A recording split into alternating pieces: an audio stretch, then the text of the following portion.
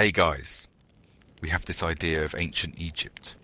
We picture towering, perfect pyramids, golden masks staring with serene, all-knowing eyes, and vast, untouched tombs, sealed for millennia, just waiting for a brave archaeologist to come along and whisper wonderful things. We think of history as a locked box, and treasure as the gold inside. But the truth is, the lost treasures of Egypt were almost never lost. They were just in transition. They were part of a complex, desperate, and deeply human economy. The locked box was more like a public pantry constantly being raided, and the reality of creating, guarding, and taking these treasures was a brutal, gritty, and often profoundly mundane business. If you enjoy pulling back the gold foil on these romanticized moments, and you want to help us keep digging, maybe consider supporting the channel. A little bit goes a long way, but as always, there's no pressure. The most important thing is that you're here and ready to get comfortable. It's always amazing to see this community grow. I'm just one person talking into the quiet, but these stories are being heard all over the planet. It's a great feeling. Let me know down in the comments where in the world you are listening from tonight. Alright, it's time to settle in. Turn down the lights, get comfortable, whether you're in your chair or lying in bed. Take a deep breath and let it go. We're not here for a lecture. We're just here to take a slow walk through a world that is long, long gone. We're going to push past the serene golden masks, ignore the movie set curses, and look past the grand pyramids. We're going to find the sweat, the dust, the desperation, and the sheer grinding work behind one of history's most famous civilizations. We are looking for the lost treasures of ancient Egypt. You are hot. That is the first thing you register. It is not the clean, baking heat of the open desert. It is a thick, choking, indoor heat. The air is solid. It is a wall of limestone grit that coats your tongue, clogs your nostrils, and stings your eyes. You are kneeling in a tunnel, deep in the belly of a cliff. This is the Valley of the Kings. You are a stone carver. You are, in modern terms, a construction worker on the most exclusive, high-stakes, and secretive project on Earth. You are part of the Pardemi, the village, the workman's village, which today we call Deir el Medina. It is a planned community, a walled compound dropped in the middle of nowhere. It exists for one reason, to build the tombs. You and the other artisans, the plasterers, the painters, the carpenters, you are state property. You are the most valuable and most dangerous collection of males in Egypt. You know the secrets. You know where the god kings are buried. So, you are watched. You walk to work every morning, a long trek over the high cliffs, and you are watched. Medjay guards, desert patrolmen, sit on the high rocks, their forms dark against the rising sun. They are not there to protect you. They are there to watch you, to make sure you go to the tomb, and then you go straight back to the village. No detours. No side gigs, no forgetting, a chisel. You arrive at the worksite. It is not a grand columned temple. It is a hole in the ground, a dark, narrow, sloping corridor disappearing into the rock. You pick up your tools. Your chisel is a short, soft copper blade, sharpened to a decent edge. Your mallet is a rounded, heavy piece of wood. You light your lamp. It is a simple clay bowl with a wick of twisted flax, floating in sesame oil. The flame is weak, casting a greasy, flickering orange light. The smoke is awful. It's a constant oily plume that sticks to the low ceiling and coats your skin. The whole tunnel smells like a kitchen that's on fire. You get to work. You join the other males at the rock face. The sound is immediate. Tap, tap, tap. Scrap. Tap, tap, tap. It is a dull, repetitive, pounding rhythm. The copper chisel is soft. It blunts. Every 20 minutes, you have to stop, crawl back to the entrance, and hand your chisel to a younger male whose entire job is to run a small forge, heating and hammering the edges back into shape. This is not precision work. This is brute force. You are drenched in sweat. The air does not move. The dust from the limestone is a constant white cloud. You tie a piece of linen over your mouth, but it does nothing. You can feel the grit in your teeth. You work for hours, your shoulders, back and arms, a single solid column of pain. Your knees are raw from kneeling on the sharp stone chips. This is your life. You are carving an eternal palace for a god. And it is the worst job you can imagine. After your shift, you walk back over the cliffs. You are checked by the guards. You enter the walled village. It is cramped. The houses are small mud brick boxes, pressed one against the other. Everyone knows everyone. Everyone knows who is arguing with whom, who is sick, and who got an extra ration of beer. There are no secrets here. This is the price of your elite status. You are a skilled artisan, paid directly by the vizier. You get good bread, good beer, fish, vegetables. You are comfortable, but you are not free. You go home. Your wife, a female, has food ready. You sit in your small courtyard. You cough. It is a deep, dry, hacking cough that brings up white dust. Everyone in the village has it. The stone workers hack. It is the sound of the village at night. You look at your hands. They are calloused, cracked, and permanently stained. You are building a house of eternity, a masterpiece of art and architecture. But you will never see the treasure. You will never see the golden mask, the inlaid chests, the gilded chariots. Your job is just to carve the box. You are a high-status prisoner in a secret, dusty, and very loud construction site. You are in a different kind of workshop, the warbet, the place of purification. This is where the bodies arrive. And the first thing that hits you is not holiness. It's the smell. It is not the sweet smell of incense. It is the sharp, acrid, eye-watering stench of natron, the natural salt used for drying. It smells like a chemical factory. And under that, the faint, metallic, coppery smell of... Well, you are a junior embalmer. This is your office. A body arrives. It is a high-status male, a noble from the court. He is brought in on a wooden litter. He is just a male, pale and still. Your supervisor, a senior priest, begins the ritual. He makes a precise ritual cut on the left side of the abdomen using a sharp, flaked stone tool. Your job, as the junior, is to begin. You reach your hand into the body. The experience is wet and warm. You're not thinking about the gods. You're not thinking about the afterlife. You're thinking about getting a good grip. You pull. You remove handfuls of organs. The liver, the lungs, the intestines, the stomach. It is a messy, physical and undignified process. You take these organs and you wash them in palm wine. The wine acts as a cleansing agent. Then you pack them in natron. Heaps of it. You stuff the body cavity with linen bags full of natron. You cover the entire body in a mountain of the sharp, crystalline salt. Now, the brain. This is a delicate process. A senior priest takes a long, hooked, bronze tool. He inserts it into the nostril. You hear a faint crunch. He twists. He pulls. He begins to remove the brain. In fragments. It is not elegant. Your job is to wash the skull cavity out with wine. The organs you removed are not thrown away. They are carefully dried, washed and wrapped. Your job is to place them into 4 stone containers, the canopic jars.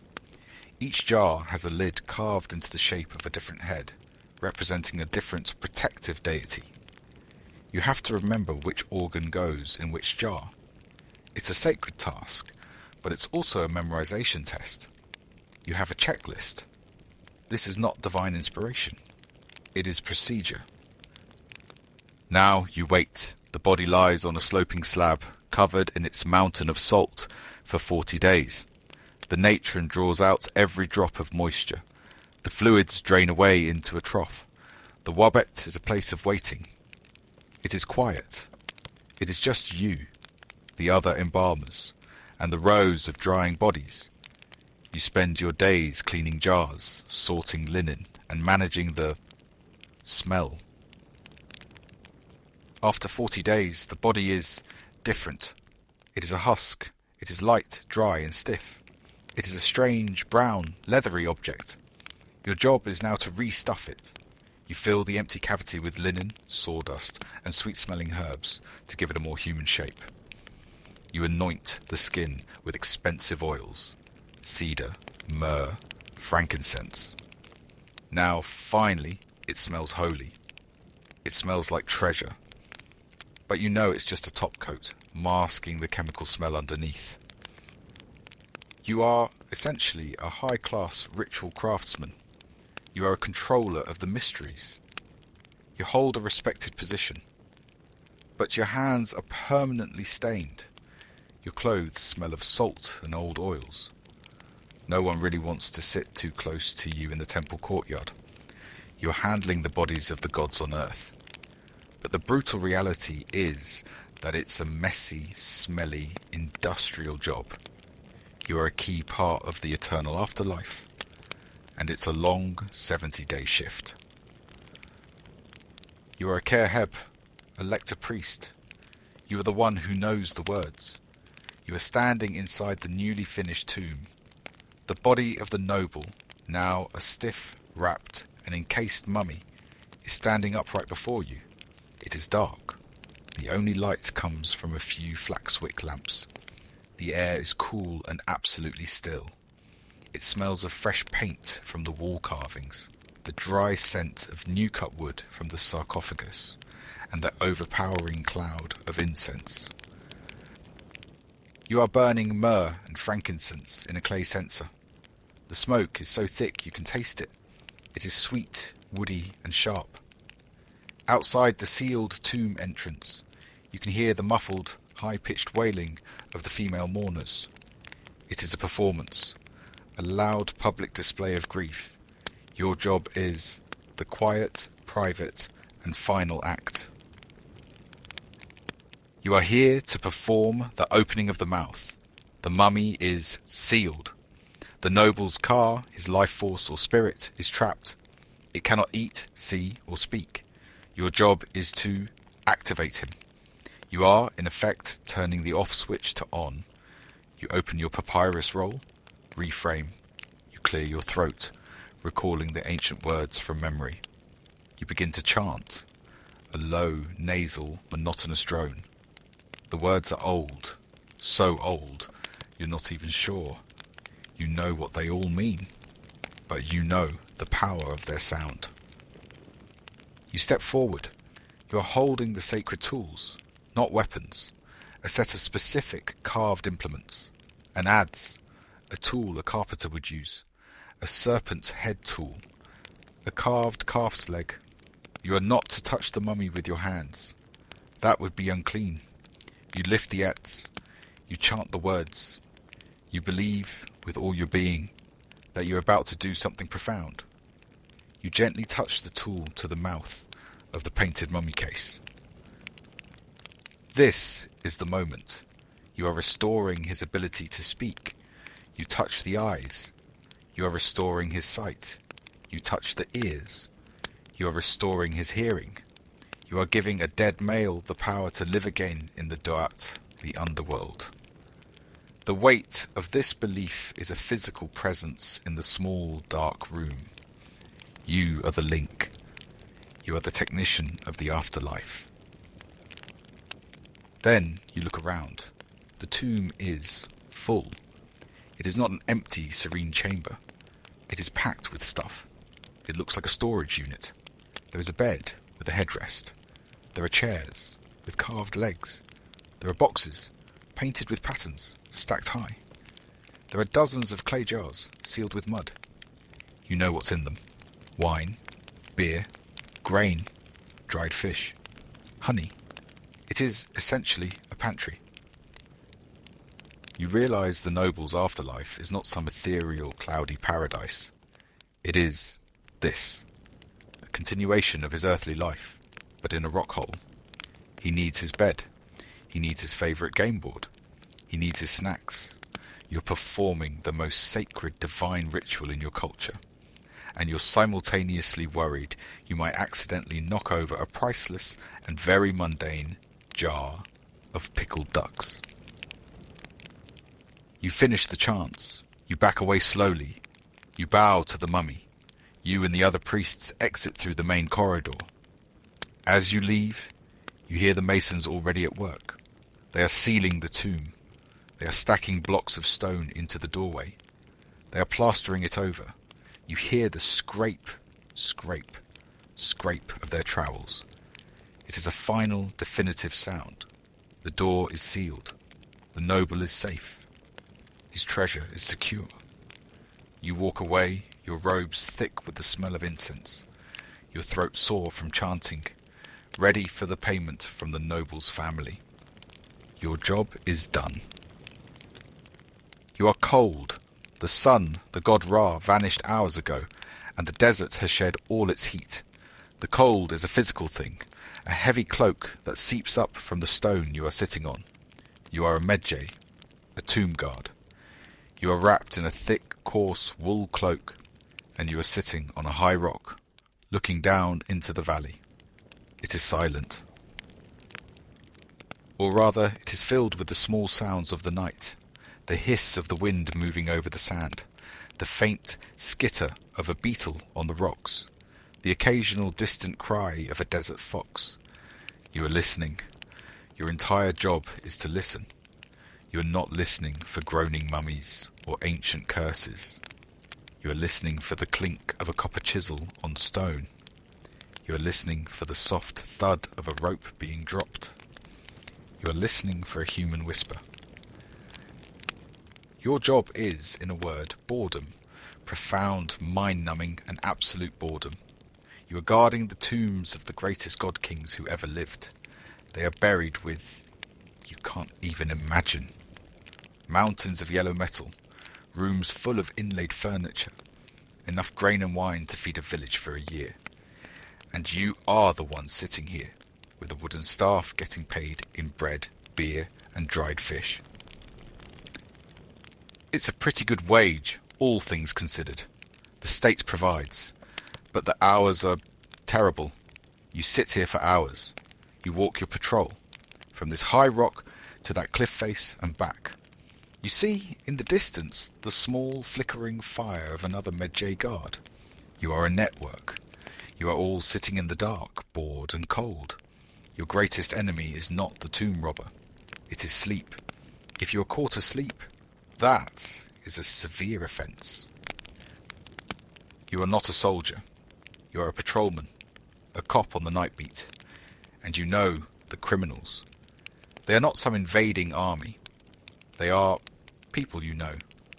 They are the stone carvers from the village. They are the plasterers. They are the males who built the tombs. They know the layout. They know where the shafts were filled with loose rock. They know where the walls are thin.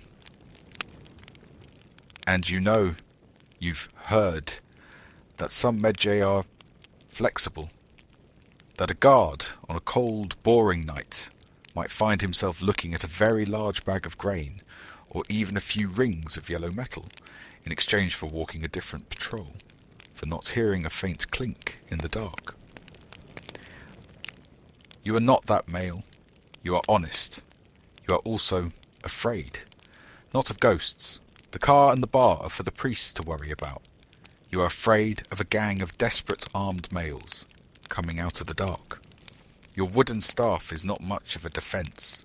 Your job is not really to win a fight. Your job is to be a deterrent, to be a visible, bored, cold, and hopefully honest male sitting on a rock. You are a living scarecrow, guarding a field of the most valuable crops in the world. You pull your wool cloak tighter. The wind is cold. You close your eyes just for a second, and you listen. You are a mason. You live in the village of Pardemi. You are one of the workmen. You are also hungry. Not just ready for dinner hungry. You are in a state of deep, gnawing physical need. The state-run system, the thing that is supposed to guarantee your life, is failing. The grain shipments from the capital are late. And when they do arrive, the rations are small. The barley is full of chaff. The fish is old. You are sitting in your one-room mud-brick hovel. It is night. The room is cramped. It smells of dried river mud, onions, and the small goat bleating in the corner. A single smoky sesame oil lamp casts a weak, trembling light. Your wife, a female, is nursing your youngest family member, a very small male, and her face is thin. Your older family members are silent, their hands resting in their laps. The silence in the room is heavy. It is the silence of hunger. You are not an evil male. You are not greedy. You are a father. You are a provider. And you are failing. But you have a secret. You are a professional. You are one of the masons who built the tomb of the noble, Mena. You worked on it for months. And you remember. You remember. A flaw. A vertical shaft designed for ventilation that was sealed at the end. It was filled with loose rock and rubble, not solid bedrock. You lean forward. You pick up a charred stick from the cold hearth. On the dirt floor, in the flickering lamplight, you draw a map. You draw the main entrance, the one the Medjay guards are watching. Then, over here on the high cliff, you draw another mark. Here, you whisper. You do not need to speak loudly. Your brother-in-law, a male who works as a water carrier, leans in. His face is also thin. It is just rocks.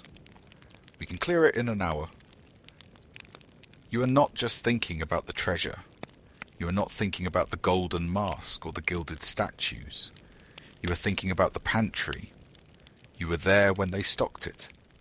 You know there are dozens of large sealed jars of wine. There are baskets of dried dates, figs, and bread. There are joints of dried salted meat. There are, most importantly, sacks of high-quality barley and linen. Bundles and bundles of fine, clean white linen. The linen alone, that is currency.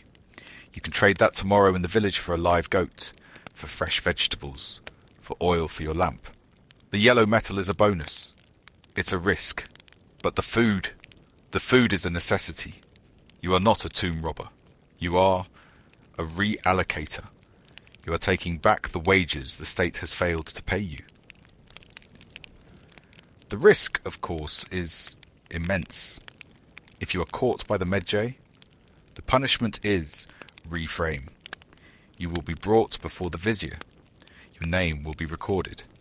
You will be sentenced to hard labour for the temple, a life of moving stones. Your family will be shamed.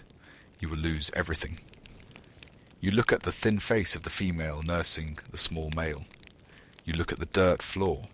The risk of not acting is also immense. You make the plan. You will go on the new moon. You will take your work tools, your copper chisel, your wooden mallet, a long, strong rope made of papyrus fibre. You will not look like a robber. You will look like a mason going to check on a wall. You are terrified. Your stomach is a cold, tight knot of fear. But underneath the fear, there is a fire. It is the fire of hunger, and it is stronger than your fear of the gods. You are in absolute total darkness. It is a physical weight. The air is dead. It is still, warm, and has not moved in. You do not know. It smells of dry dust, faint, old paint, and nothing. It is the smell of a sealed box. You are hanging from a rope in the ventilation shaft you remembered. Your brother-in-law is above you, holding the rope. You have been digging with your hands for an hour, pulling at the loose rocks, passing them up. Your lamp, a small clay bowl of oil, is tied to your belt. You light the flax wick. The small flame sputters. The shadows leap. You are in. You are standing in the burial chamber. The first thing you see is stuff. The room is full. It is an antique shop. There is a gilded bed with legs carved like lion's feet. There are stools. There are chests painted with bright patterns. There are jars. Dozens and dozens of tall, sealed clay jars. Your brother-in-law slides down the rope. He is holding a large sack. You do not speak. You do not need to. You move. You are not here to admire the craftsmanship. You are here to shop. You go to the jars first. You take your copper chisel and you tap the mud seal. It cracks. You break it open. You sniff. Wine. Strong, rich palm wine. You put your hand over the mouth of the jar and tip it, filling your own water skin. You move to the next jars, grain, sacks of it.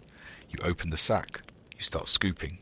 You find baskets of dried dates, sticky and sweet.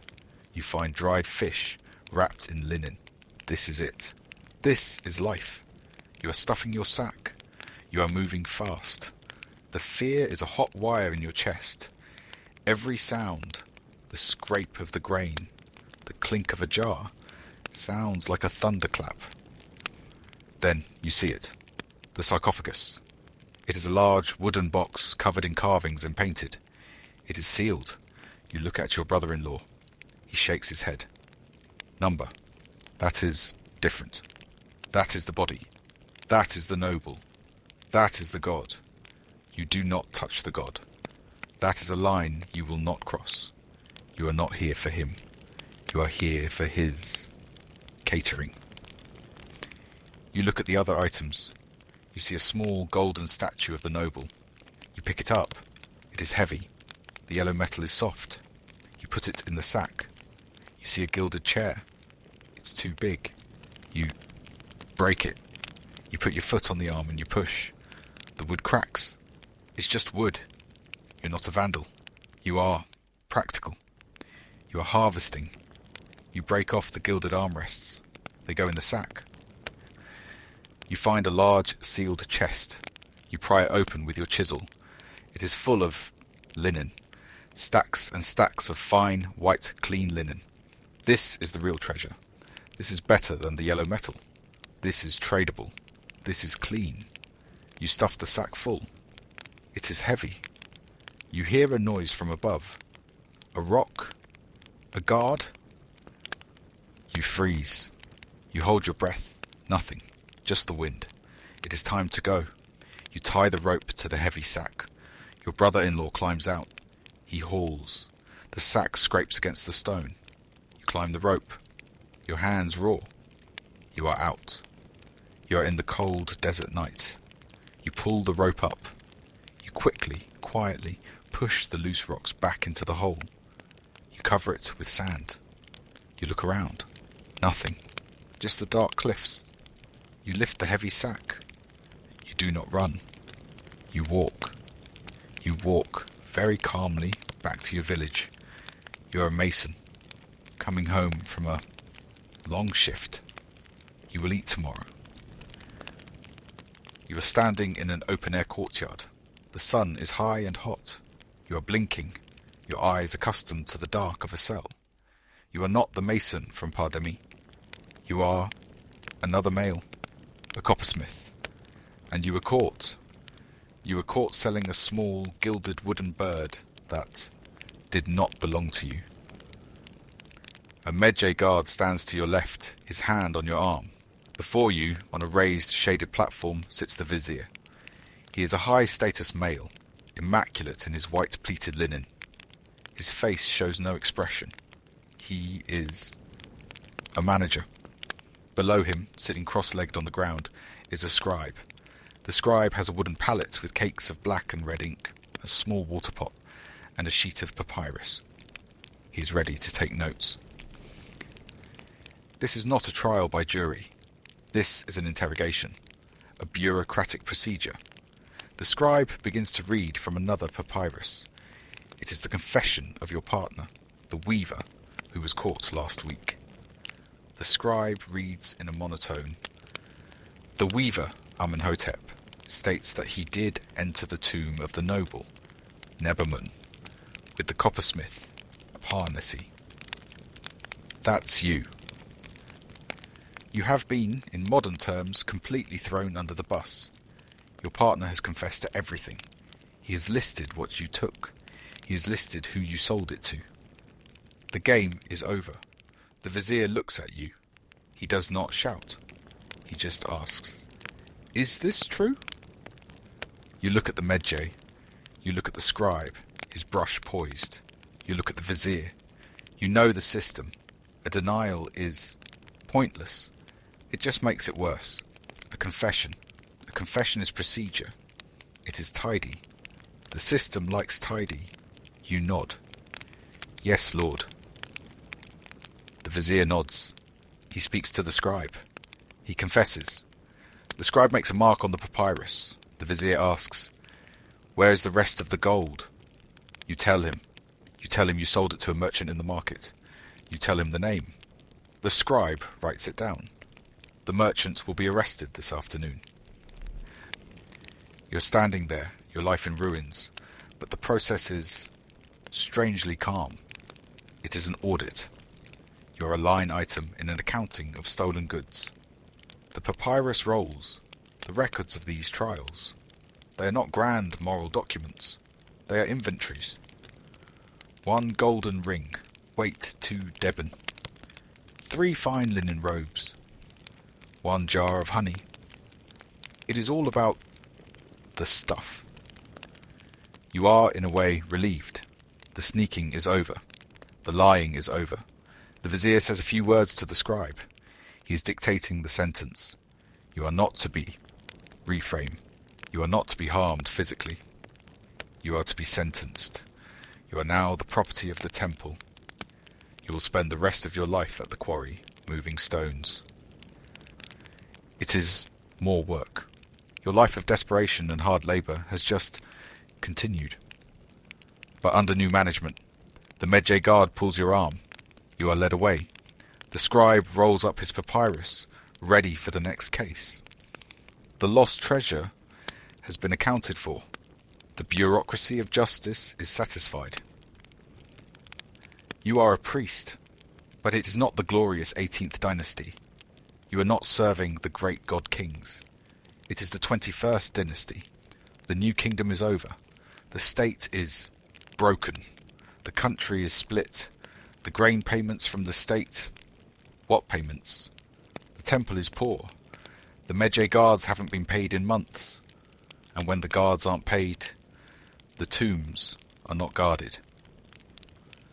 The Valley of the Kings is no longer a secret. It is a sieve. It is an open-air market. Robbers are not just desperate masons. They are organized gangs. They are sometimes the officials themselves. Your job as a priest of Amun is protection. You are to protect the bodies of the ancient divine kings. You and a team of other priests enter the valley. You are not sneaking.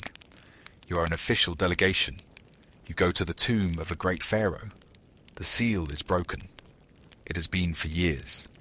You go inside. The air is stale, full of decay and old, dry dust. The tomb is a wreck.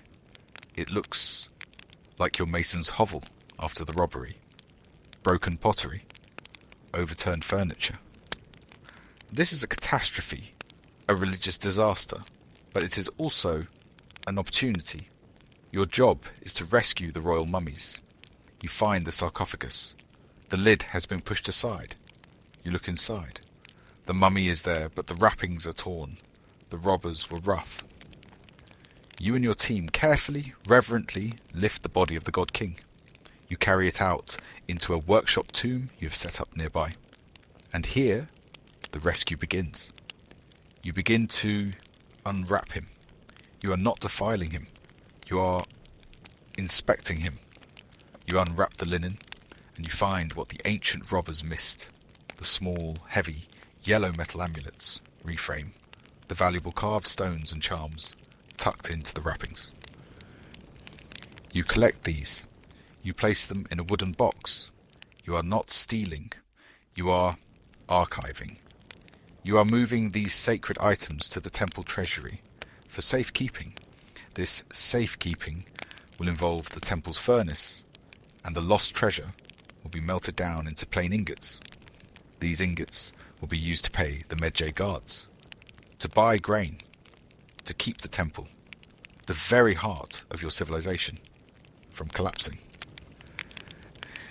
You are, in effect, recycling.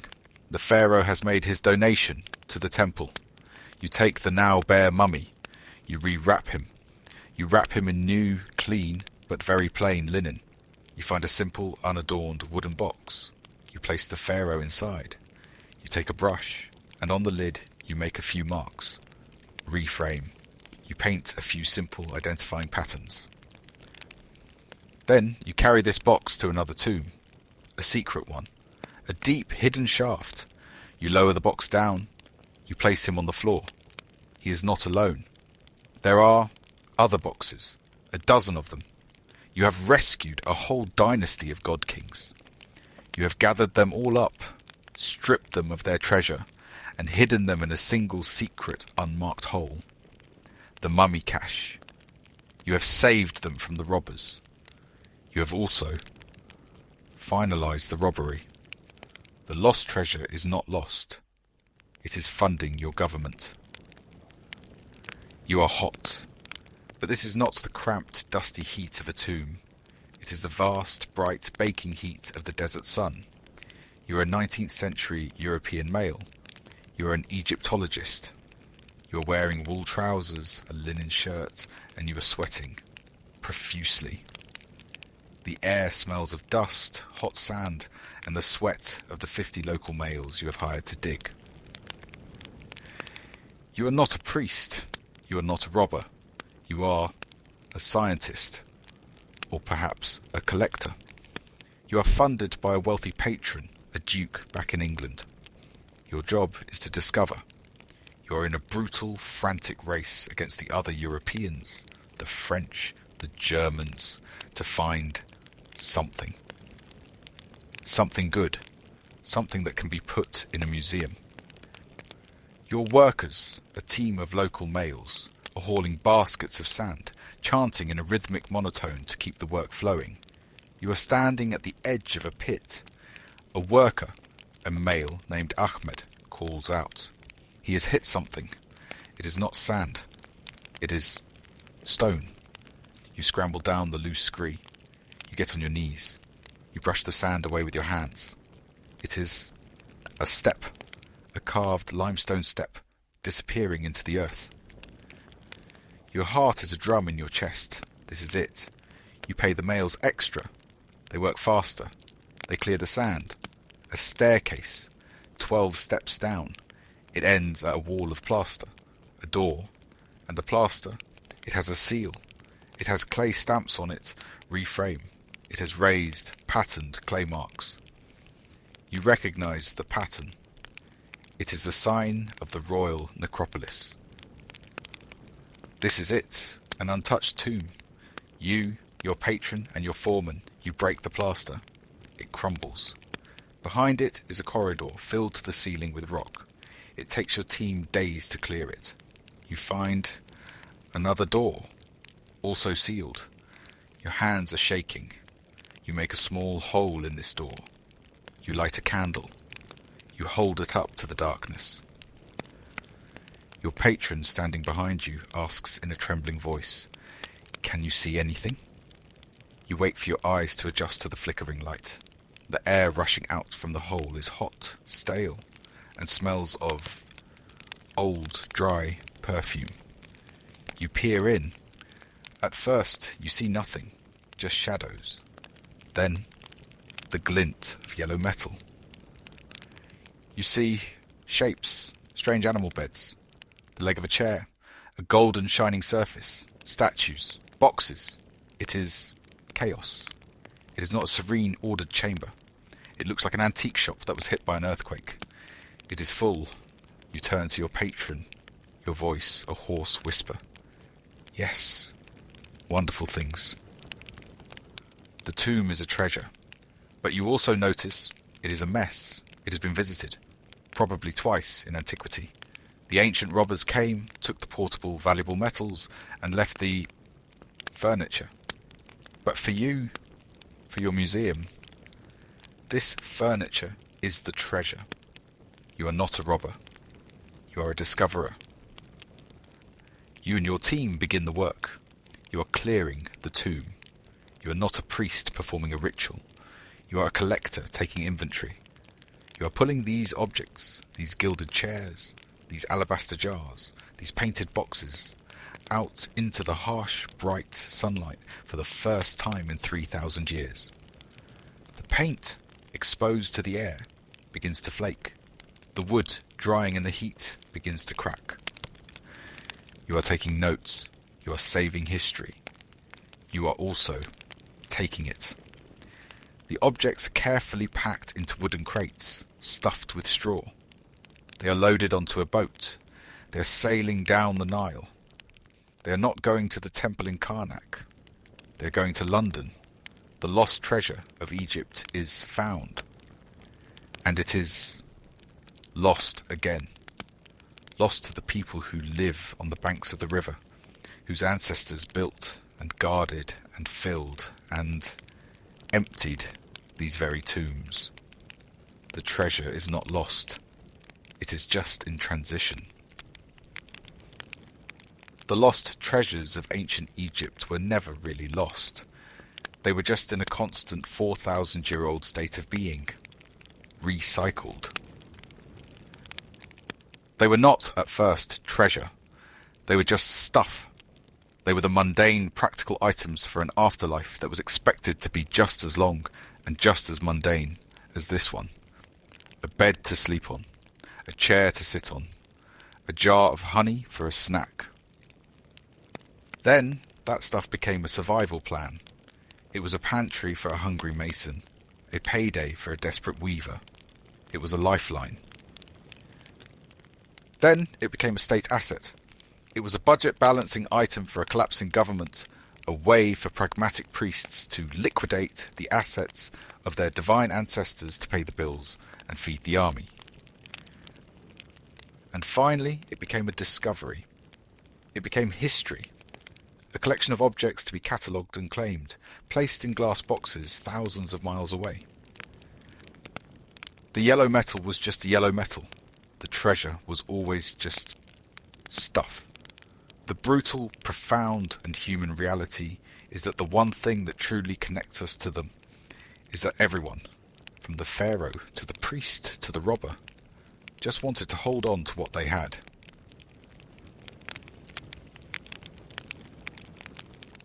The Gravediggers of the Valley of the Kings.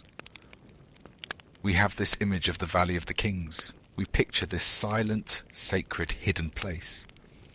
We imagine golden-faced pharaohs resting in perfect, sealed, untouched tombs for thousands of years, surrounded by glittering, magical treasures, all just waiting for one lucky archaeologist to open a door and find Wonderland. But the truth is, the Valley of the Kings was almost never silent. For half a millennium, it was a construction site. It was loud, dusty, and crawling with workers. And it was almost never sealed. It was a complex, working, and constantly accessed part of the Egyptian state. The gravediggers weren't just the men who dug the tombs. They were the men who built them, the men who guarded them, and, most frequently, the very same men who emptied them. If you've stayed with me through this first story, I'm glad it's brought you a moment of peace. If you'd like to help this little community of ours keep growing, a simple like or subscribe is always appreciated. And I'd still love to know where you're listening from. It's been wonderful seeing voices from all over the world join in. We're not just looking for the pharaohs. We're looking for the other residents of the valley, the ones with calloused hands, limestone in their lungs, and a very pragmatic working-class relationship with eternal life. We are looking for the gravediggers of the Valley of the Kings. You are hot. That is the first thing you register. It is not the clean, baking heat of the open desert. It is a thick, choking indoor heat. The air is solid. It is a wall of limestone grit that coats your tongue, clogs your nostrils, and stings your eyes. You are kneeling in a tunnel, deep in the belly of a cliff. This is the Valley of the Kings. You are a stone carver. You are, in modern terms, a construction worker on the most exclusive, high-stakes, and secretive project on Earth. You are part of the Pardemi, the village. The workman's village, which today we call Deir el Medina. It is a planned community, a walled compound dropped in the middle of nowhere. It exists for one reason, to build the tombs. You and the other artisans, the plasterers, the painters, the carpenters, you are state property. You are the most valuable and most dangerous collection of males in Egypt. You know the secrets. You know where the god kings are buried. So, you are watched. You live in a gated community. In fact, you live in the first gated community. The walls are high, and the gate is manned by Medjay guards. The desert patrol. You are an elite artisan, true. You are paid in the best bread, beer, fish, and vegetables from the pharaoh's own stores. You are comfortable. But the guards are not there to protect you from the outside world. They are there to protect the outside world from you. You are a state secret, a walking, breathing liability.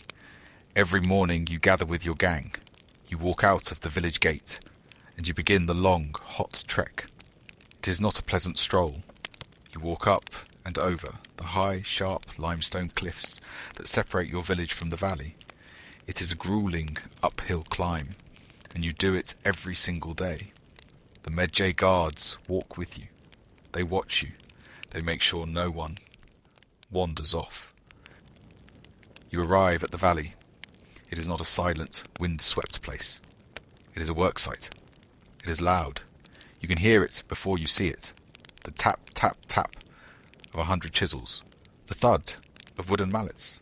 The scrape of rubble being hauled in baskets. The air smells of dust, of sweat, and of the sour, oily smoke from sesame oil lamps. This is your office. You are a gravedigger. You are not digging a 6-foot hole. You are carving a subterranean palace. You are a member of the left side gang, or the right side gang, the two teams that work on the tombs simultaneously. You pick up your tools. They are not magical. They are not advanced. Your chisel is a small, soft copper blade. Your mallet is a heavy, rounded piece of wood. You walk down the sloping, dark corridor of the new tomb. It is lit only by small clay lamps that cast a weak, greasy, flickering light. The smoke is awful. It coats the low ceiling in a black, oily soot. It coats your skin. It fills your lungs. You find your spot at the end of the tunnel, the rock face. You and the 5 other males in your team get to work. Tap, tap, tap. You hold the copper chisel against the white limestone. You strike it with the wooden mallet. A small, white chip of rock flies off. Tap, tap, tap. This is your entire day. This is your entire life. You are a human termite, slowly chewing a hole in a mountain.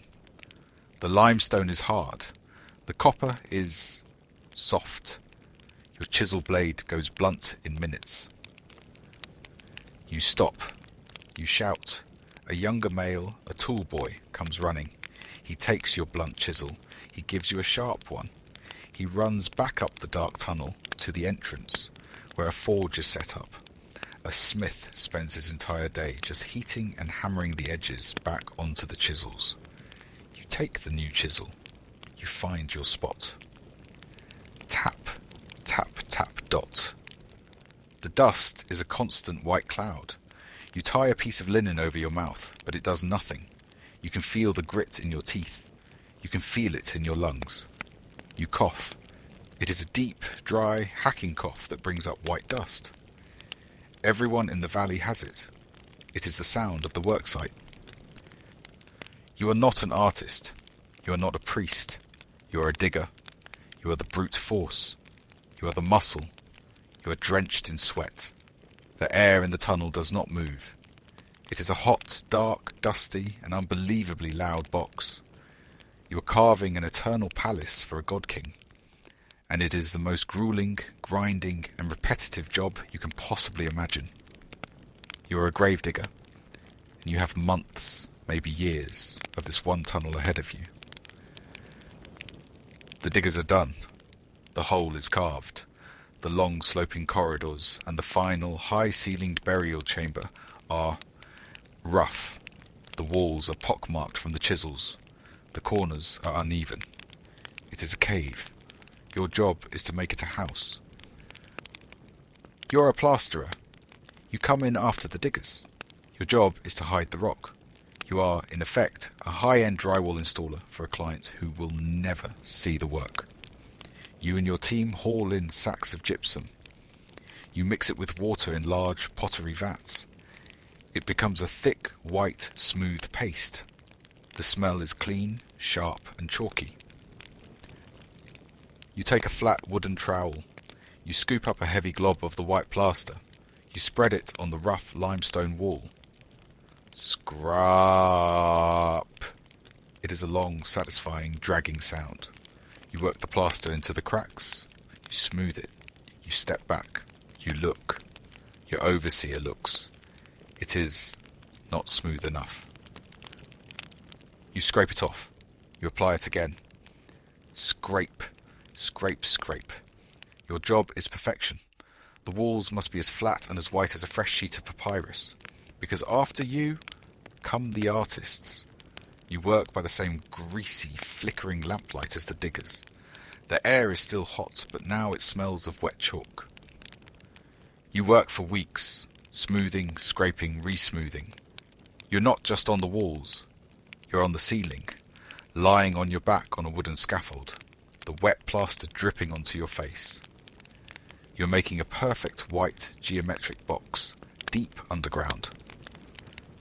Finally, you are done. The tomb is a series of white, silent, smooth-walled rooms. You've created the canvas. Now the next team arrives. The scribes, the masters of the outline. They do not just start painting. They bring in string, dipped in red ochre. They snap it against the white walls, creating a perfect, large-scale grid. This is not a place for artistic freedom. This is a place of sacred mathematical precision. The pharaoh must be this many squares high. The god Anubis must be this many squares wide. The entire tomb is mapped out in a vast red-lined grid. Then you come in. You are a painter. Your job is to colour inside the lines. You have your palette. It is a simple wooden board. You have your cakes of pigment. Black from soot, white from chalk, red and yellow from ochre, blue from ground minerals. You have your brushes, made from reeds, their ends chewed to just the right softness. You are not painting your feelings. You are not capturing a landscape. You are, in a very real sense, painting by numbers. You dip your brush in the black paint. You carefully, with a steady hand, paint the outline of the pharaoh's eye, following the scribe's red line exactly. Your hand cannot shake. A mistake is not an option. You cannot erase plaster. You fill in the colour. The flat, perfect, specified colour, the pharaoh's skin, the god's kilt, the reeds in the water. For months you are in this silent, white-walled, lamplit tomb. You are creating a vibrant, colourful, perfect and totally rigid world. It is a job of intense focus and mind-numbing repetition. You are a gravedigger, but you are also an artist, creating the final, perfect, eternal home. The tomb is finished. The diggers have dug. The plasterers have plastered. The painters have painted. The burial chamber is a perfect, colourful, silent room waiting for its occupant. And today, he arrives. You are not a worker from the village. You are a priest. You are part of the vast, solemn and loud procession that is moving from the river, up the wadi, to the Valley of the Kings. The smell of incense is overpowering. It is a thick, sweet, woody cloud of myrrh and frankincense designed to purify the air, to please the gods, and, pragmatically, to mask the other, less pleasant smells. The sound is a wall of grief. You hear the high-pitched, ululating wail of the professional mourners. These are females, hired for the funeral, who are experts at the public performance of sorrow. They cry. They tear at their simple blue-dyed robes. They throw dust on their heads. It is a loud, chaotic, and required part of the ceremony.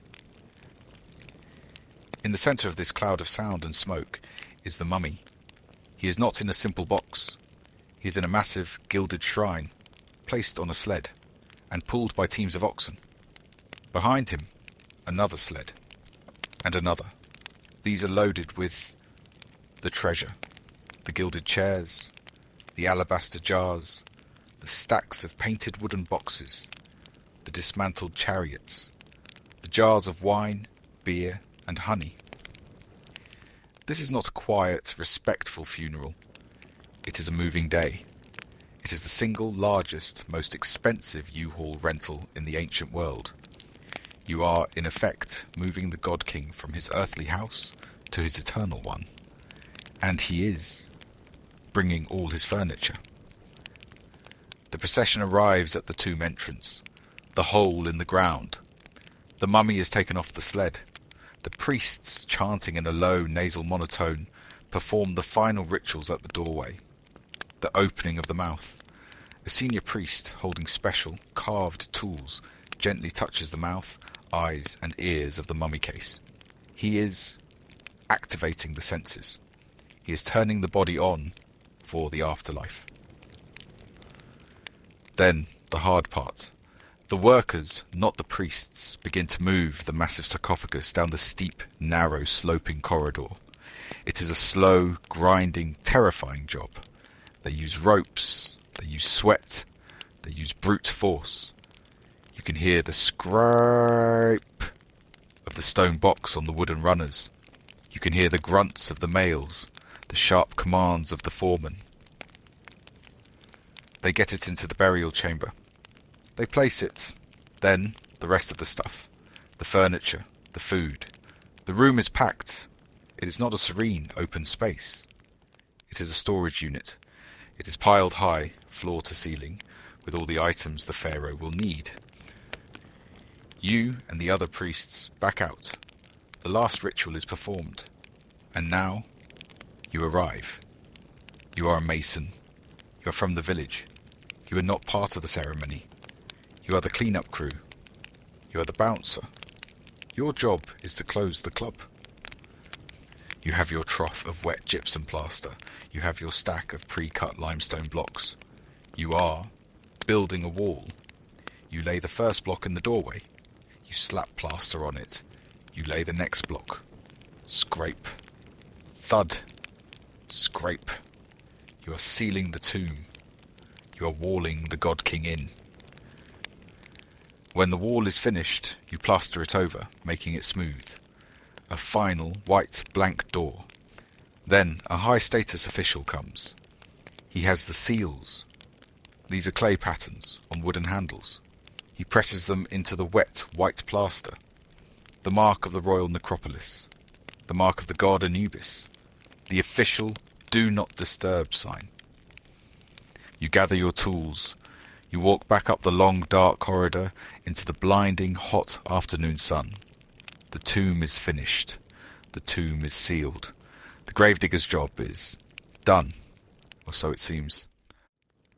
You are cold. The sun, the god Ra, vanished hours ago, and the desert has shed all its heat. The cold is a physical thing, a heavy cloak that seeps up from the stone you are sitting on.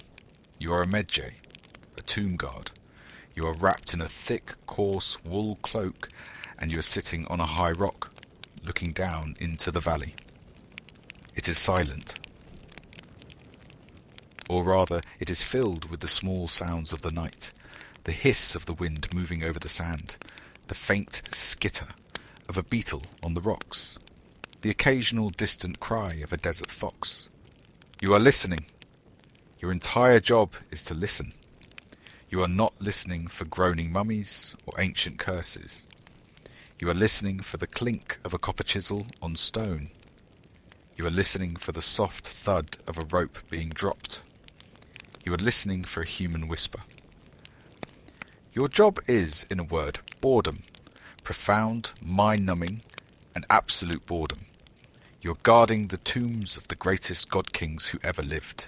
They are buried with, you cannot even imagine, mountains of yellow metal, rooms full of inlaid furniture, enough grain and wine to feed a village for a year, and you are the one sitting here, with a wooden staff, getting paid in bread, beer, and dried fish. It is a pretty good wage, all things considered. The state provides. But the hours are terrible. You sit here for hours. You walk your patrol. From this high rock to that cliff face and back, you see, in the distance, the small flickering fire of another Medjay guard. You are a network. You're all sitting in the dark, bored and cold. Your greatest enemy is not the tomb robber. It is sleep. If you're caught asleep, that is a severe offence. You are not a soldier. You are a patrolman, a cop on the night beat, and you know the criminals. They are not some invading army. They are people you know. They are the stone carvers from the village. They are the plasterers. They are the males who built the tombs. They know the layout. They know where the shafts were filled with loose rock. They know where the walls are thin. They are the gravediggers. They are the only ones who could possibly do this. And you are the only thing standing in their way. And you have heard, that some Medjay are flexible. That a guard on a cold, boring night might find himself looking at a very large bag of grain, or even a few rings of yellow metal, in exchange for walking a different patrol, for not hearing a faint clink in the dark. You are not that male. You are honest. You are also afraid. Not of ghosts. The car and the bar are for the priest to worry about. You are afraid of a gang of desperate, armed males coming out of the dark. Your wooden staff is not much of a defence. Your job is not really to win a fight. Your job is to be a deterrent, to be a visible, bored, cold, and hopefully honest male, sitting on a rock. You are a living scarecrow, guarding a field of the most valuable crops in the world. You pull your wool cloak tighter. The wind is cold. You close your eyes, just for a second, and you listen. You are back in the village. Par demi, you are a gravedigger, a stone cutter, and you are hungry. Not just ready for dinner, hungry. You are in a state of deep, gnawing physical need. It is the 20th dynasty. The great pharaohs are long gone. The state, the bureaucracy that is supposed to feed you, is broken. The grain shipments from the capital are late. They have been late for months. The scribe in the village, the one who hands out the rations, he just shakes his head. The granaries are empty. You are an elite artisan, a servant in the place of truth, and you are starving. You are sitting in your one-room mud-brick hovel. It is night. The room is cramped. It smells of dried river mud, onions, and the small goat bleating in the corner. A single, smoky sesame oil lamp casts a weak, trembling light. Your wife, a female, is nursing your youngest family member, a very small male, and her face is thin. Your older family members are silent, their hands resting in their laps. The silence in the room is heavy. It is the silence of hunger. You are angry. You are a skilled professional male. You have spent your life in the valley carving eternal homes for god kings. You have built their palaces, painted their walls, and sealed them in with mountains of food. The irony is so bitter you can taste it.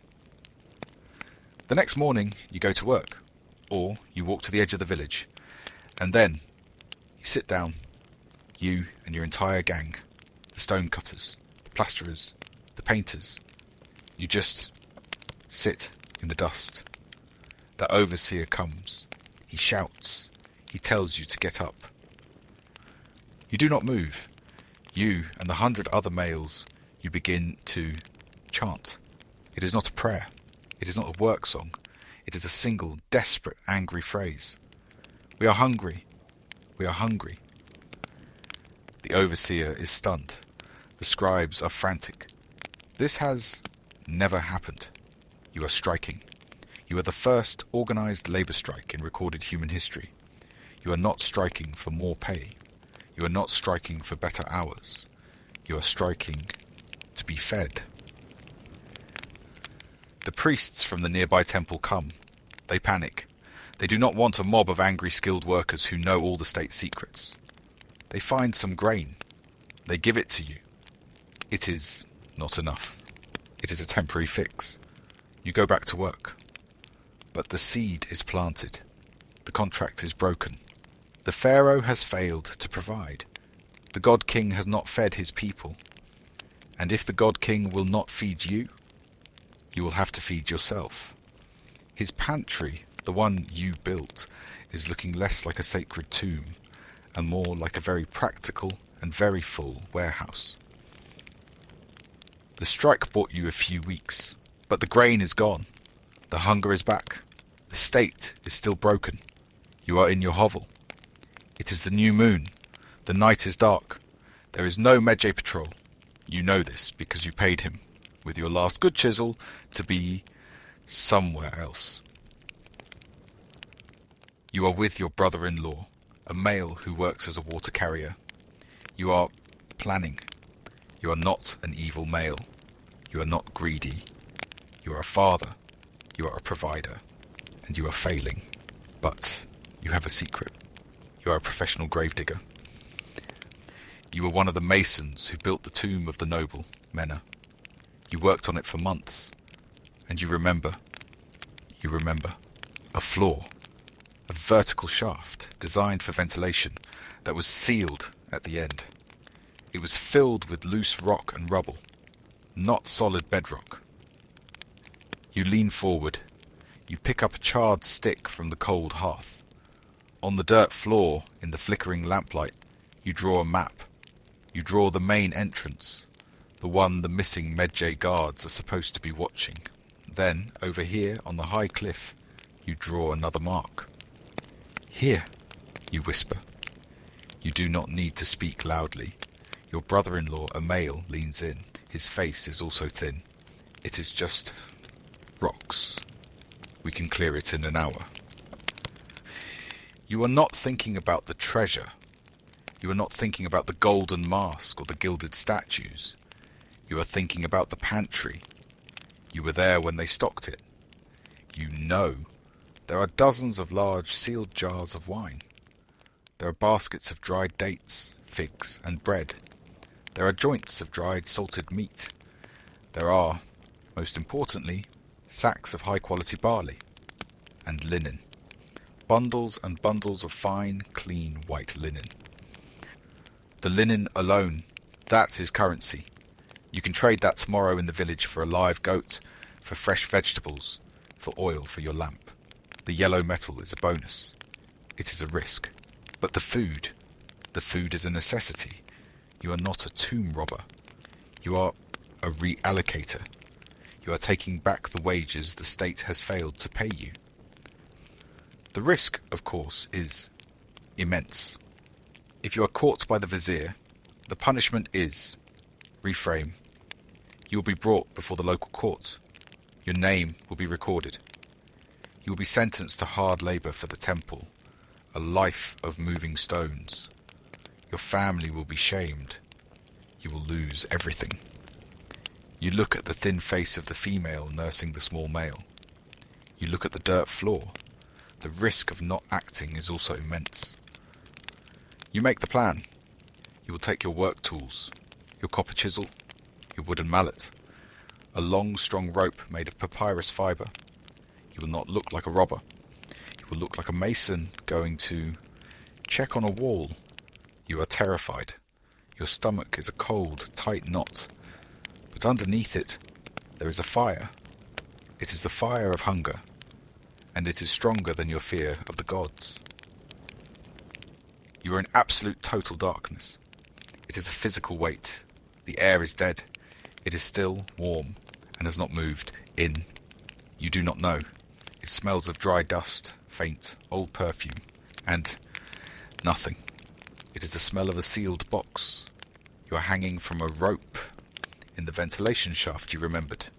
Your brother-in-law is above you, holding the rope. You have been digging with your hands for an hour, pulling at the loose rocks, passing them up. Your lamp, a small clay bowl of oil, is tied to your belt. You light the flax wick. The small flame sputters. The shadows leap. You are in.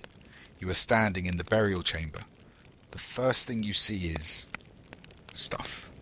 The room is full. It is an antique shop. There is a gilded bed with legs carved like lion's feet. There are stools. There are chests painted with bright patterns. There are jars. Dozens and dozens of tall, sealed clay jars. Your brother-in-law slides down the rope. He is holding a large sack. You do not speak. You do not need to. You move. You are not here to admire the craftsmanship. You are here to shop. You go to the jars first. You take your copper chisel and you tap the mud seal. It cracks. You break it open. You sniff. Wine. Strong, rich palm wine. You put your hand over the mouth of the jar and tip it, filling your own water skin. You move to the next jars. Grain. Sacks of it. You open the sack. You start scooping. You find baskets of dried dates, sticky and sweet. You find dried fish, wrapped in linen. This is it. This is life. You are stuffing your sack. You are moving fast. The fear is a hot wire in your chest. Every sound, the scrape of the grain, the clink of a jar, sounds like a thunderclap. Then you see it, the sarcophagus. It is a large wooden box covered in carvings and painted. It is sealed. You look at your brother-in-law. He shakes his head. Number. That is different. That is the body. That is the noble. That is the god. You do not touch the god. That is a line you will not cross. You are not here for him. You are here for his catering. You look at the other items. You see a small golden statue of the noble. You pick it up. It is heavy. The yellow metal is soft. You put it in the sack. You see a gilded chair. It is too big. You break it. You put your foot on the arm and you push. The wood cracks. It is just wood. You are not a vandal. You are practical. You are harvesting. You break off the gilded armrests. They go in the sack. You find a large sealed chest. You pry it open with your chisel. It is full of linen. Stacks and stacks of fine, white, clean linen. This is the real treasure. This is better than the yellow metal. This is tradable. This is clean. You stuff the sack full. It is heavy. You hear a noise from above. A rock? A guard? You freeze. You hold your breath. Nothing. Just the wind. It is time to go. You tie the rope to the heavy sack. Your brother-in-law climbs out. He hauls. The sack scrapes against the stone. You climb the rope. Your hands raw. You are out. You are in the cold desert night. You pull the rope up. You quickly, quietly push the loose rocks back into the hole. You cover it with sand. You look around. Nothing. Just the dark cliffs. You lift the heavy sack. You do not run. You walk. You walk very calmly back to your village. You are a mason. coming home from a long shift. You will eat tomorrow. You are a priest. It is decades, perhaps 100 years later. The new kingdom is over. The state is gone. The country is split. The Valley of the Kings is no longer a secret, sacred place. It is an open secret. It is a quarry, a mine. The Gravediggers are no longer just hungry artisans. They are organised gangs. They are sometimes the officials themselves. The system of protecting the tombs has completely collapsed. The tombs are open. They are being stripped. Your job as a priest of Amun is protection. It is disaster recovery. You are to protect the bodies of the ancient divine kings. You are, in effect, the manager of a failed bank, and you are trying to get the assets into a new, more secure vault. You and a team of other priests enter the valley. You are not sneaking.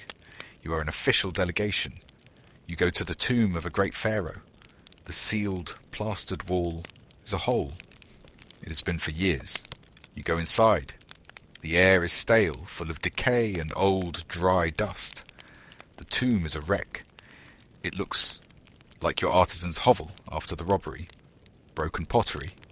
Overturned furniture. This is a catastrophe, a religious disaster, but it is also an opportunity. Your job is to rescue the royal mummies. You find the sarcophagus. The lid has been pushed aside. You look inside. The mummy is there, but the wrappings are torn. The robbers were rough. You and your team carefully, reverently lift the body of the God King. You carry it out into a workshop tomb you have set up nearby. And here, the rescue begins. You begin to unwrap him. You are not defiling him. You are inspecting him. You unwrap the linen, and you find what the ancient robbers missed, the small, heavy, carved stones and charms tucked into the wrappings. You collect these. You place them in a wooden box. You are not stealing. You are archiving. You are moving these sacred items to the temple treasury for safekeeping. This safekeeping will involve the temple's furnace, and the lost treasure will be melted down into plain ingots. These ingots will be used to pay the Medjay guards, to buy grain, to keep the temple, the very heart of your civilization, from collapsing. You are, in effect, recycling. The pharaoh has made his donation to the temple. You take the now bare mummy. You re-wrap him. You wrap him in new, clean, but very plain linen. You find a simple, unadorned wooden box. You place the pharaoh inside. You take a brush, and on the lid, you make a few simple, identifying painted patterns. Then you carry this box to another tomb, a secret one, a deep hidden shaft. You lower the box down. You place him on the floor. He is not alone. There are other boxes, a dozen of them. You have rescued a whole dynasty of god kings. You have gathered them all up, stripped them of their treasure, and hidden them in a single secret unmarked hole. The mummy cache.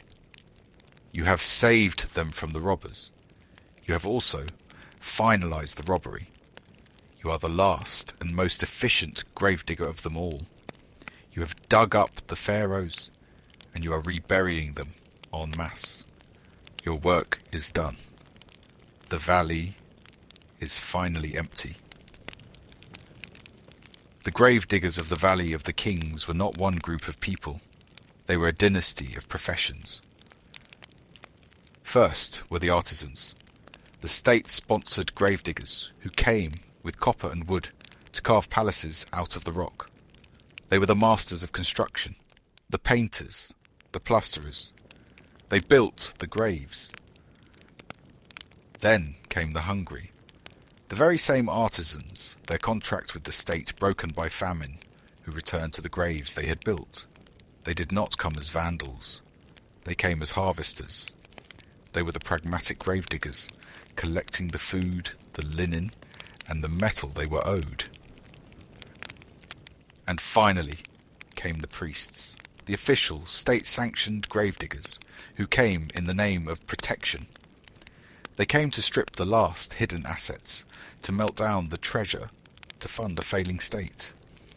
And then they dug one final, secret grave and put all the god-kings in it together. The valley was never a place of eternal silent rest. It was a place of work. It was a construction site. It was a pantry. It was a mine. And finally, after 1,000 years of digging, it was empty. The gravediggers had at last finished the job. The stonemasons of Karnak. We are all completely fascinated by ancient Egypt. We see these impossible structures, these massive, towering temples, and our brains immediately go to magic or some lost high-end technology. We picture these serene, godlike kings and priests pointing, and these perfect 1,000-ton blocks just floating into place. The scale is so enormous that it doesn't seem human. But the brutal reality is that it was entirely human. It wasn't fast, and it wasn't magic. It was just slow, hot, repetitive, and incredibly heavy. We are travelling up the Great Green River. We are going to the quarry, to the barge, and to the mud brick ramps. We are going to find the forgotten army of labourers who built the largest temple in the world. We are looking for the stonemasons of Karnak. Your world is made of rock, and it is on fire. You are a male. You are in the quarry at Aswan, hundreds of miles south of the great temple. It is 4 hours past sunrise, and the heat is already a physical weight. You are standing on a vast sloping sheet of pinkish red granite. The glare from the rock is blinding. It is a brilliant, shimmering, pinkish white that forces your eyes into a permanent squint. The air smells of hot stone and fine, sharp dust. You are not alone. The quarry is alive with males. Hundreds of them scattered across the rock face, their dark skin slick with sweat, standing out against the pale stone. And the sound is overwhelming. It is not the sharp clang of metal. It is a relentless, deafening, rhythmic thud, thud, thud. It is the sound of stone hitting stone. You are a quarryman. Your tools are in your hands. You are holding a large black rounded stone. It is dolerite, a rock harder than the granite you are trying to cut. It is heavy, as heavy as a large melon, and you grip it with both hands. This is your advanced technology. You are, in essence, trying to build a temple by hitting a mountain with a rock. Your job is to free a block, not a small block. A block the size of a hut. A scribe, a clean male in a white linen kilt, has already been here. He has made a series of red earthy marks on the rock face, drawing a long, perfect rectangle. This is your target. You and a dozen other males are lined up along this red mark. You stand. You lift your heavy black dolerite pounder over your head, and you bring it down. Thud. A tiny, pinkish-white puff of dust, a small shower of gritty sparks, explodes from the impact. You have chipped the granite. You have made a dent the size of your thumb. You lift the black stone again. You bring it down in the exact same spot. Thud. The dent is a fraction deeper. You lift. You strike. Thud. This is your entire day. This is your life. You are not carving. You are pounding. You are pulverizing the granite, turning the solid rock into dust, one impact at a time. You are trying to create a trench, a channel wide enough for you to stand in. You will pound this trench all the way around the scribe's red marks.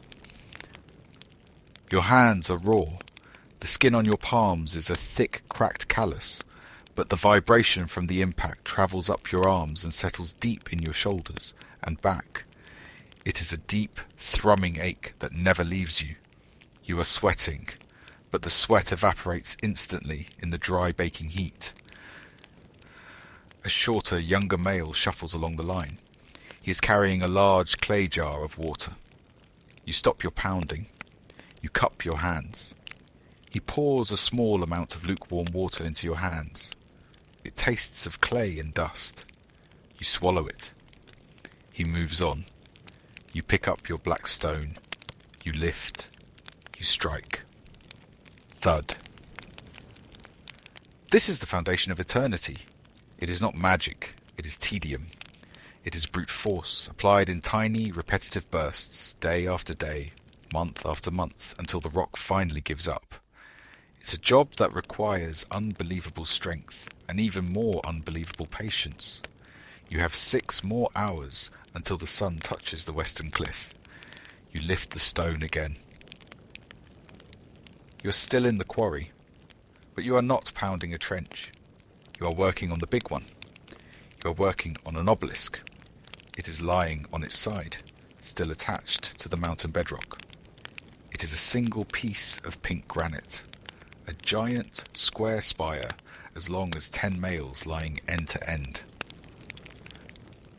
Your job is not to cut it out. Your job is to shape it. The pounding crews have already spent a year or more chipping away the rock around it, freeing its sides. Now you are a finisher. You are a polisher. Your tools are different, but the process is the same.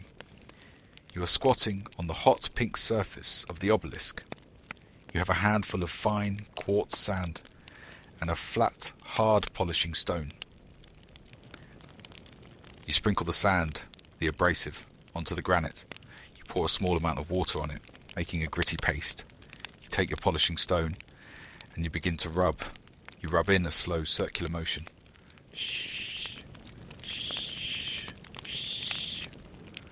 The sound is a harsh grinding, a grating of sand on rock. You are one of 50 males doing this, sitting or kneeling all over the giant stone. The sun beats down on your bare back. The granite is hot enough to sear your skin, but you kneel on a small reed mat. Your job is to take the dull, pock-marked, pounded surface of the obelisk and turn it into a smooth, shining mirror. Your shoulders burn, your knees ache, your fingers are raw from the sand and water. You are not thinking about the gods. You are not thinking about the pharaoh. You are lost in the mind-numbing, hypnotic rhythm of the grinding.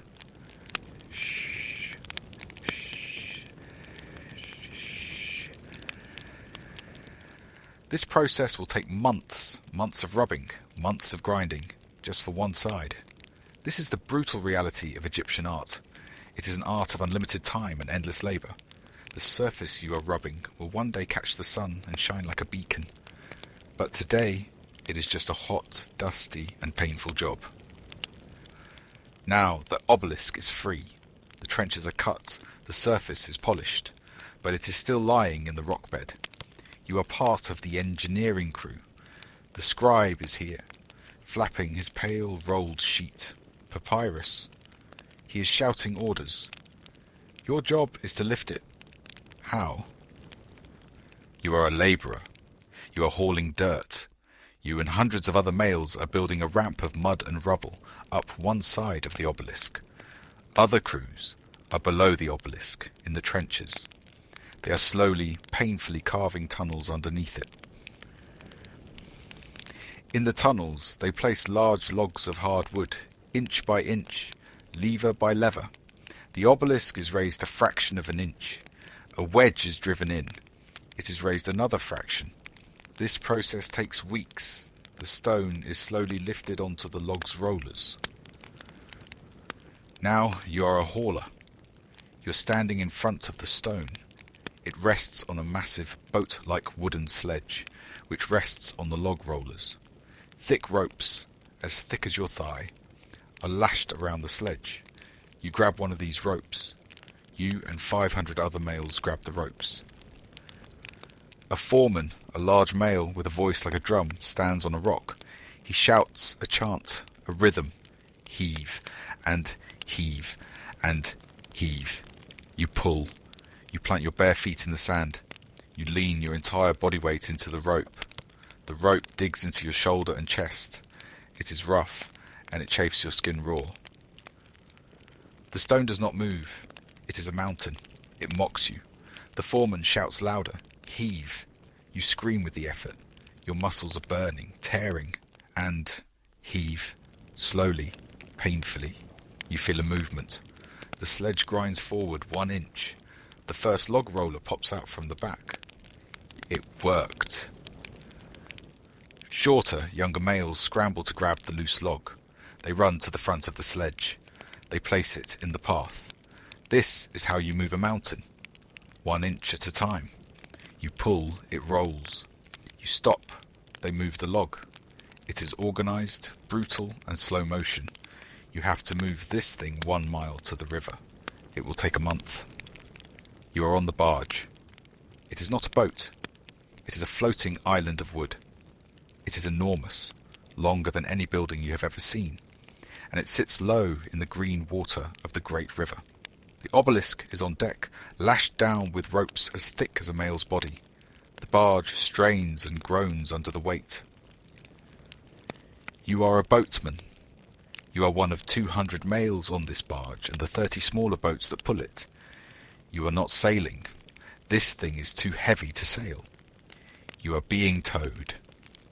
Your job is to pull a massive oar, a steering oar at the stern. You and 10 other males are on 1 oar. A foreman chants the rhythm. Pull and pull and pull. You throw your weight against the hard wood, trying to keep the floating mountain straight in the river's current. The sun beats down. The glare off the water is blinding. The journey will take weeks. You sleep on the deck, next to the stone. You eat on the deck. Your food is simple. Dry bread, onions, and dried fish. The smell of dried fish and river mud is your world. The scribe is on board. He has his own small cabin, shaded from the sun. He comes out to check the ropes. He looks at the obelisk. He looks at you. He makes a mark on his rolled pale sheet. You are just another piece of equipment to him. The brutal reality is that this journey is terrifying. Every time the current shifts, the barge groans. Everyone stops. If this stone goes into the river, it is gone forever. And your life is probably worth less than the stone. So you pull your oar, your muscles screaming, your skin blistered by the sun and the wood. You just keep pulling. You have arrived at Karnak. The obelisk is on the riverbank, waiting. But you are not a hauler. You are a brickmaker. Your job is to build the tool that will lift the stone. You are building a mountain of mud. You are a female. You work with dozens of other females and shorter, younger males on the banks of the great river. Your job is mud. You walk into the shallows. You scoop up handfuls of thick, black, fertile silt. You plop it into a woven basket. It is heavy. It is wet. You carry the heavy, dripping basket on your head to a large, flat, dusty area. You dump the mud. Other labourers are there, mixing the mud with their feet, stomping in handfuls of dry straw. It is a thick, brown, smelly paste. Now you take your tool, a simple wooden rectangle with no bottom, a mould. You slap the mould onto the ground. You grab handfuls of the straw-filled mud paste. You shove it into the mould. You press it down with your hands. You scrape the top flat with a piece of wood. You lift the wooden mould straight up. Left behind, on the hot ground, is a perfect, wet, glistening brown rectangle. A mud brick. You move over 6 inches. You slap the mould down. You fill it. You lift. Another brick. This is your entire day. Kneeling in the hot sun, your back bent, your hands caked in drying, cracking mud. The smell of river silt and damp straw is your perfume. All around you, in every direction, are thousands and thousands of these brown bricks, baking hard in the sun. You are not building a tomb. You are not building a house. You are making the disposable scaffolding of a nation. You are making the ramp. These bricks will be stacked higher and higher to create a long, sloping road of mud. This is the great secret of the masons. How do they lift the stones? They don't. They bury the temple as they build it. They build a mud mountain around it and pull the stones up the side. And you are the one building the mountain, one mud brick at a time. Your back screams. Your hands are cracked and bleeding. You grab another handful of mud. You are back on the ropes. You are a male. The mud brick ramp is finished. It is a monstrosity, a massive sloping structure of brown bricks, wide enough for 50 males to walk side by side. It leads from the riverbank all the way up to the top of the temple gate they are building. The obelisk is on its sledge. The ropes are attached. This is the final pull. But this time, you are not pulling on flat ground. You are pulling up an incline. The foreman is back. His voice is raw. He shouts, "Heave." You and the other 500 males throw your weight into it. The rope goes taut, hard as iron. You hear it groan, the fibres stretching. Your feet slip on the mud brick surface. Heave. Nothing. The stone does not move. It is too heavy. The incline is too steep. This is a disaster. The scribe is tearing at his headcloth. The foreman shouts again, his voice cracking. More males are summoned. They grab the ropes. You regroup. You plant your feet. The chant begins again. 1,000 males now. You pull. It is not a pull. It is a prayer. It is every ounce of your strength. You feel something in your back pop. A hot white pain. You do not cry out. You keep pulling. And it moves. A groan of wood on mud. It slides 1 foot. A huge cheer goes up from the males. The foreman finds the rhythm. Heave. Slide. Heave. Slide.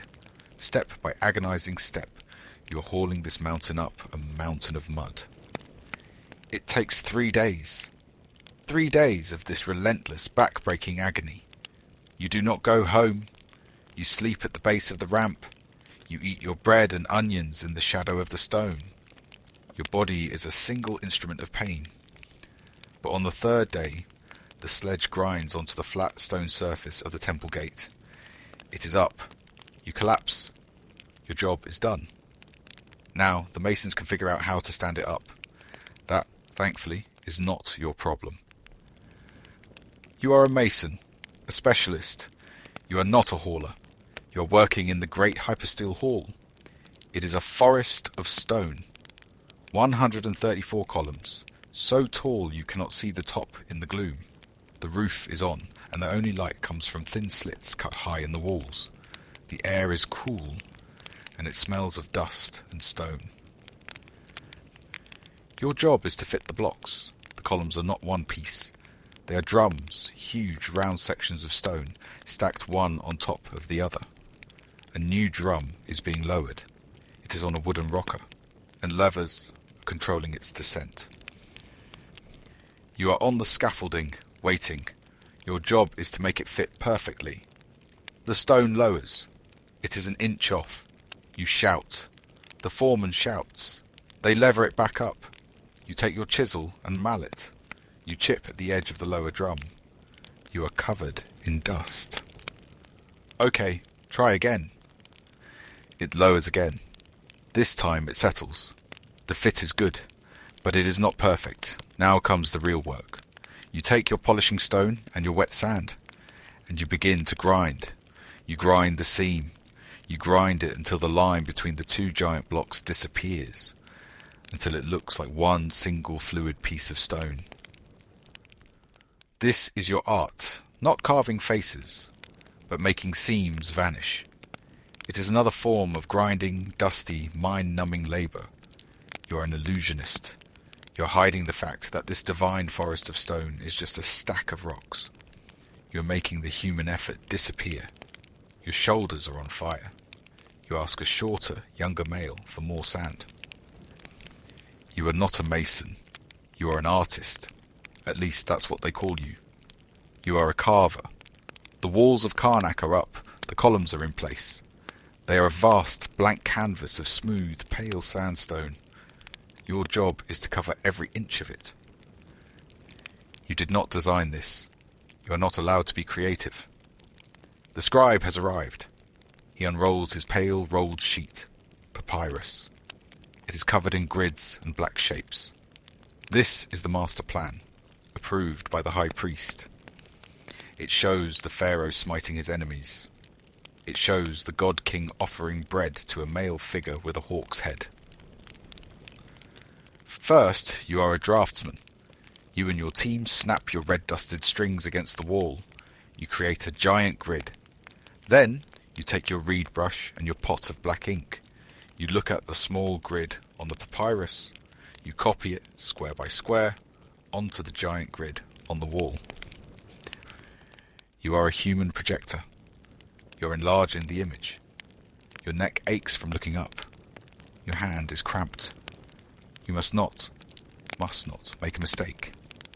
Every line, every curve of the pharaoh's crown must be exactly as it is on the master sheet. This is not art. It is copying. Now you are a carver. You take your small, fine bronze chisel. You take your wooden mallet. You stand on the wooden scaffolding. You place the chisel on the black line. And you begin to tap. Tap, tap, tap. A tiny puff of white dust. You are not carving out the figure. You are carving the outline in, sunken relief. It is faster. You follow the black lines perfectly. Tap, tap, tap. This is your world. A constant gentle tapping. A constant shower of fine dust that gets in your eyes, your nose, your mouth. You work by the flickering, oily light of a fish oil lamp. The light is terrible. It makes the shadows dance. You are seeing the eternal image of the God King in a haze of smoke and dust. This isn't a holy act. It's a long, difficult job in a dark, dirty room, and you have 2 acres of wall left to go.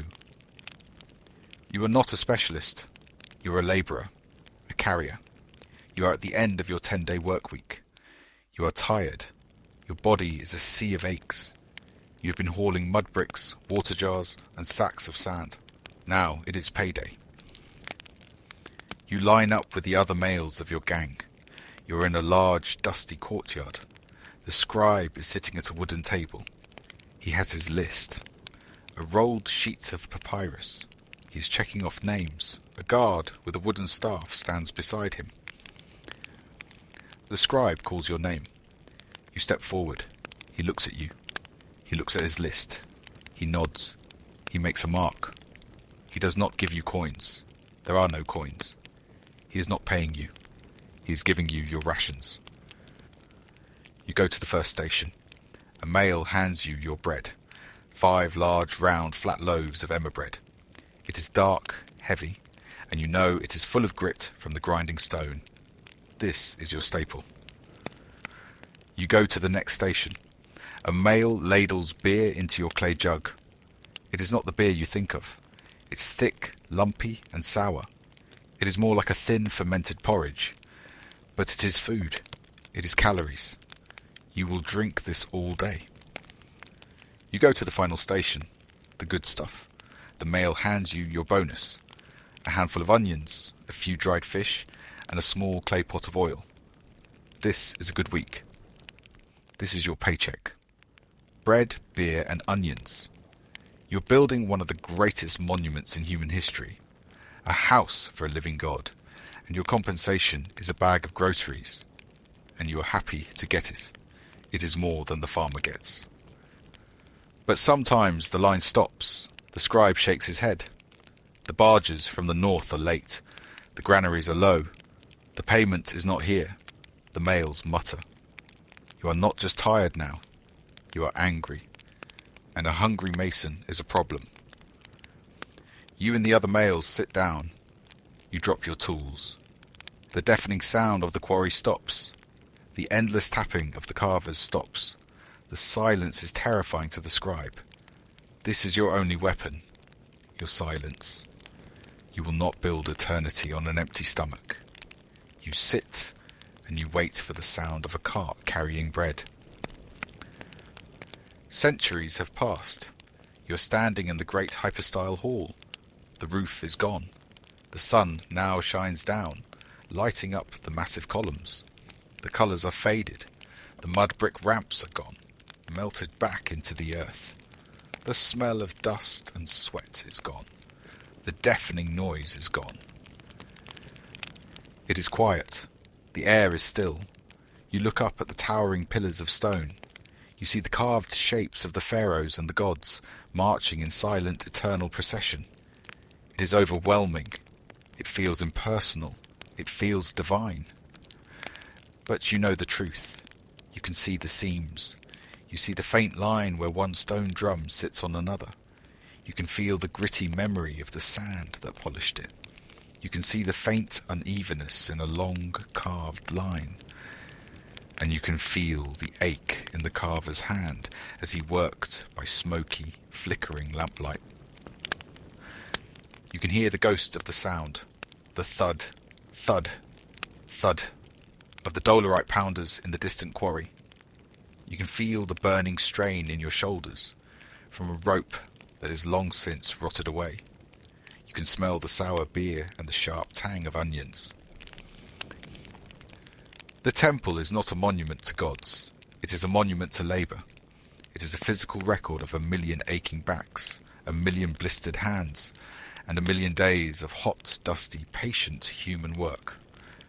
The stones are silent, but they remember.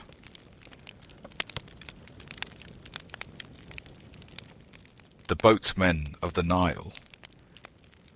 We have this idea of the Nile. We picture a long, serene blue ribbon flowing gently through a golden desert. We see the sacred barge of the pharaoh, a gilded swan-like ship floating peacefully on its surface. We call it the gift of the Nile, a calm, life-giving spiritual force. But the truth is, the Nile was almost never serene, and it was rarely blue. It was a massive, brown, churning and muddy superhighway. It was the engine, the sewer, the pantry, and the single unifying, logistical spine of the entire Egyptian state. The gift was not a gentle one. It was a brutal, dangerous, and demanding force, and the reality of living and working on it was a constant, grueling, and very wet business indeed for countless individuals over millennia. If you're with us so far, let me know down in the comments where in the world you are listening from tonight. It really helps create that sense of shared experience across time zones and continents. WWE are looking for the boatmen of the Nile. You are wet. This is your permanent state of being, a constant dampness that clings to your skin and clothes. You are standing in a papyrus marsh in the Nile Delta, the vast green waterlogged expanse where the river frays into countless channels before meeting the sea. The water is not clear and blue. It is thick, brown and lukewarm, the colour of weak tea. It comes up to your chest, swirling sluggishly around you. The mud on the bottom is deep, a black, sucking sludge that tries to pull your simple reed sandals off with every cautious step. You curl your toes to keep them on, feeling the ooze squish between them. The air itself is heavy and humid, hanging thick and still between the towering reeds. The air is not fresh.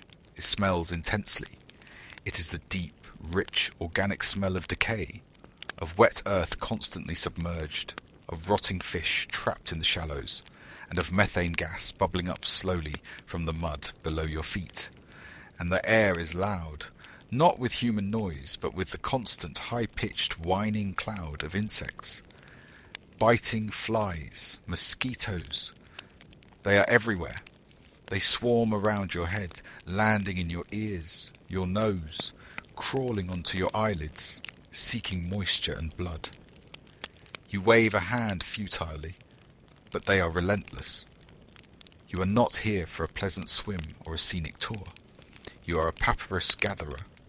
You are harvesting the raw material for almost everything in Egyptian civilization. For paper, for baskets, for sandals, for ropes, and most importantly for this story, for boats. You are holding your tool. It is not an efficient steel saw. It is a small, curved copper blade hafted onto a short wooden handle. It dulls quickly against the tough plant fibres.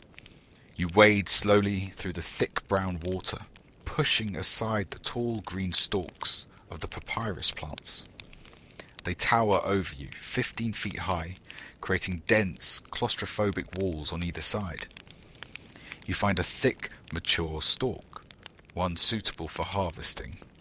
You reach down, plunging your arm deep into the murky water until you feel the base of the plant. You place your soft copper blade against it. You begin to saw. It takes minutes of hard, sawing work, your muscles straining underwater, all while you are treading water to maintain balance and being relentlessly attacked by the swarming flies. Your shoulders ache from the repetitive, difficult underwater motion.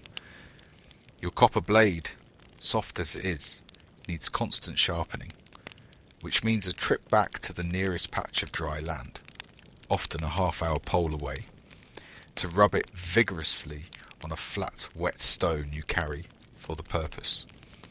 The stalk finally comes free with a wet tearing sound. It is heavy. It is waterlogged, filled with the river itself.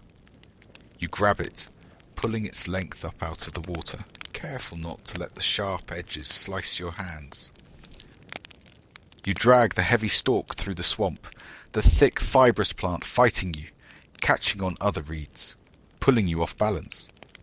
You tie it with a length of rough cord to your small, leaky papyrus skiff, a tiny boat that is itself slowly dissolving under you, becoming heavier and soggier with each passing hour.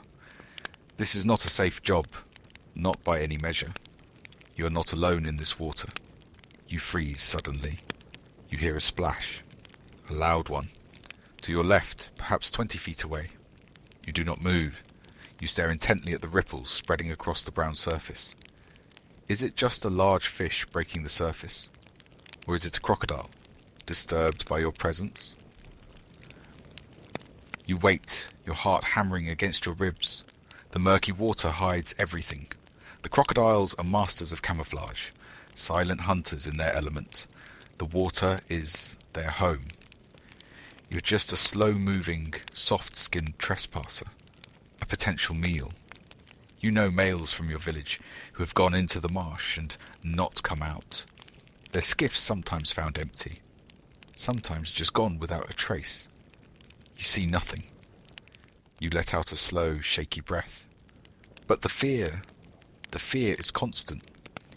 It is a cold, hard stone in your stomach, a permanent companion in the oppressive heat.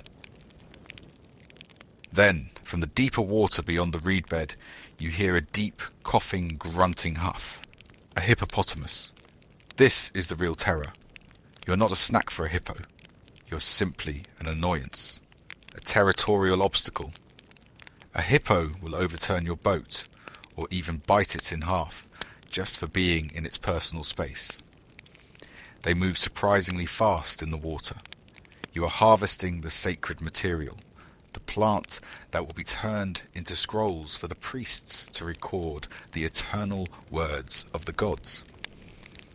But the brutal reality of this task is that you are a hot, sweating, muddy, and terrified male, standing chest-deep in smelly water, trying to cut a glorified weed with a soft knife, all while hoping you do not become a large, angry river cow's bad day. You pull the heavy, wet stalk towards your skiff. You have hundreds more to go. Your quota for the overseer is not yet met, and the sun is already climbing high. You are a boat builder, but you are not a shipwright working in a dry dock with seasoned timber. You are, in effect, a master weaver, specializing in heavy-duty botanical construction. You're sitting on the muddy, sloping bank of the river, perhaps near the edge of the marsh. The air smells strongly of drying papyrus stalks, a grassy, slightly sweet scent, mingling with the ever-present aroma of river mud and low tide. In front of you is a mountain of the green-brown papyrus, stalks the gatherers just brought in, piled high and waiting to be transformed. Your job is to turn this pile of salad into a boat. This is not a high-status precision job requiring years of apprenticeship. This is a fast, cheap, and functional craft, learned through observation and practice since you were a shorter male. You take the stalks, you lay them out on the ground, sorting them roughly by thickness and length. You begin to bundle them, overlapping them carefully, ensuring the thick cut ends form the sturdy stern, and the feathery tops taper towards the bow. You are lashing them together. Your main tool is rope. Thick, rough papyrus fibre rope, abrasive to the touch. You are tying and pulling and cinching, using complex knots passed down through generations. Your hands are raw. The rough fibres of the rope cut into your palms constantly, even through the thick calluses you have built up over years. These calluses are as hard as wood, a testament to your trade. Your back is a single solid ache from stooping over all day, pulling and tightening the bundles. You use your foot, braced against the growing hull, to gain leverage, putting your entire body weight into pulling each loop of rope as tight as physically possible. Each knot must be perfect, locked tight. Each lashing must be incredibly taut. If you are lazy, if your knots slip even slightly, the boat will simply unbundle under stress. It will loosen, take on too much water, and eventually fall apart, likely in the middle of the river, potentially costing the owner his cargo or even his life. This is a job that severely punishes shortcuts and rewards meticulous, repetitive strength. You are not building a watertight hull in the modern sense.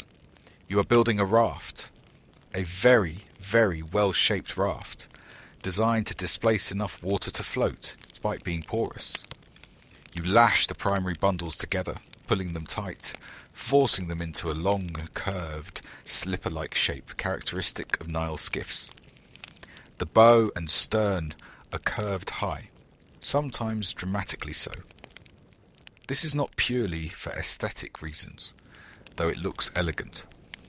It serves a vital function. It allows the boat to be pulled up onto the muddy riverbank, without the ends digging in, making landings and launchings much easier. It is pure functional design, perfected over millennia of trial and error on this specific river. The boats you are building will leak. You know this intimately. It is supposed to leak. That is part of its nature, an accepted characteristic of the material. A brand new papyrus skiff floats high on the water, buoyant and relatively dry inside. But as it is used day after day, the water slowly seeps into the tightly bound reeds. The boat gradually gets heavier. It becomes waterlogged. It floats lower and lower in the water. It becomes soggy, sluggish, and eventually unusable. This is not a vessel built for eternity, unlike the stone temples. A good, well-made skiff, if its owner diligently pulls it out of the water every single night to allow it to partially dry, might last a few months, maybe a year, with constant minor repairs to the lashings. You are not building a proud family heirloom to be passed down. You are building the ancient Egyptian equivalent of disposable razor or a cheap pair of shoes. It is cheap to make. It is fast to assemble. It works adequately for its intended purpose, and when it inevitably stops working, when it becomes too heavy and waterlogged to pole easily, you just abandon it on the riverbank to rot back into the mud, and you build another one. You are not working with mathematical calculations, blueprints, or complex measuring tools. You are working almost entirely by eye, by feel, with your hands, with your weight leveraged against the ropes, and with a deep, almost instinctive, ancestral knowledge of tension. You know precisely how tight to pull each rope. You know exactly where to place the bundles for the strongest structure. You know how to achieve the graceful functional curve by feel alone. You finish lashing the last bundle, securing the final knot. You stand back, wiping the sweat from your eyes. It is a long, greenish-brown, curved object. It is a boat. It is a marvel of low-tech, brilliant engineering, perfectly adapted to its environment. It is also, essentially, a very well-tied, very large, biodegradable pool noodle. It will float. It will get the farmer across the river. It will carry the fisherman to his nets. And it will be completely, utterly saturated with water by this time next week. Your job is done. You reach for the next pile of stalks and start again. You are a taxi driver, or rather you are the ancient equivalent, a common boatman, a ferryman. Your office is a small, muddy landing spot in a village beside the great river. The sun is just rising, already a hot white disk climbing above the eastern horizon. The air is already sticky with humidity rising from the water and the irrigated fields. Your taxi is your own personal papyrus skiff, perhaps one like you saw being built just moments ago. You are standing in it, near the stern. Your feet are wet. They are always wet. The bottom of the boat, where you stand, is a sodden, slowly dissolving reed pulp, squishing slightly under your weight. But it floats, for now. You are holding your primary tool, not an oar, not a sail, but a long, sturdy wooden pole, perhaps 12 feet long, with a forked end to prevent it sinking too deeply into the riverbed. You're not sailing. You're not rowing. You're poling. You stand facing the direction of travel. You shove the long wooden pole down through the brown, swirling water, down into the thick, invisible river mud below. You feel it thud as it hits the firmer bottom beneath the silt. You plant your feet firmly on the soggy reeds of the boat's floor. You put your shoulder against the top of the pole.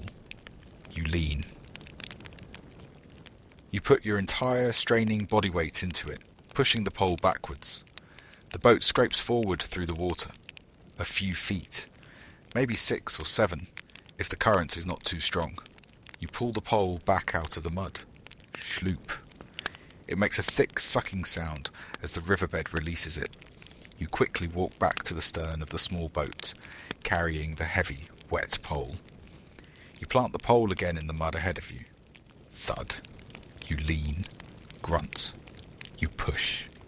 This is your life. Schloop. Thud. Grunt. Push. Over and over and over. You are moving your boat, often against the relentless current, by pushing against the bottom of the river itself. Your shoulders and back are rock hard, knotted with muscle from this single, repetitive, grinding motion you perform thousands of times a day.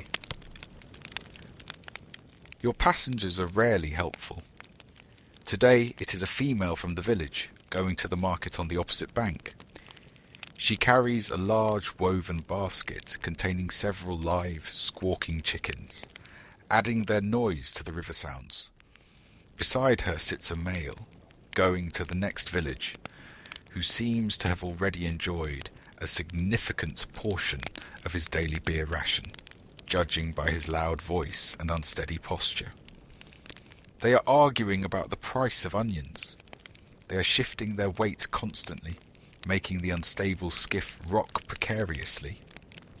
You ignore them, focusing only on your poling and keeping the leaky, soggy slipper boat upright. A sudden shift in weight could easily capsize this fragile vessel. And then there are the other commuters, the non-paying, far more dangerous ones. You freeze mid-push. You see them, on the surface of the murky water, about 50 feet away, near the reed beds lining the bank, two small, dark, unmoving bumps, just sitting there, almost invisible against the brown water. You do not move. You know exactly what that is. A crocodile. A large one, judging by the distance between their eyes.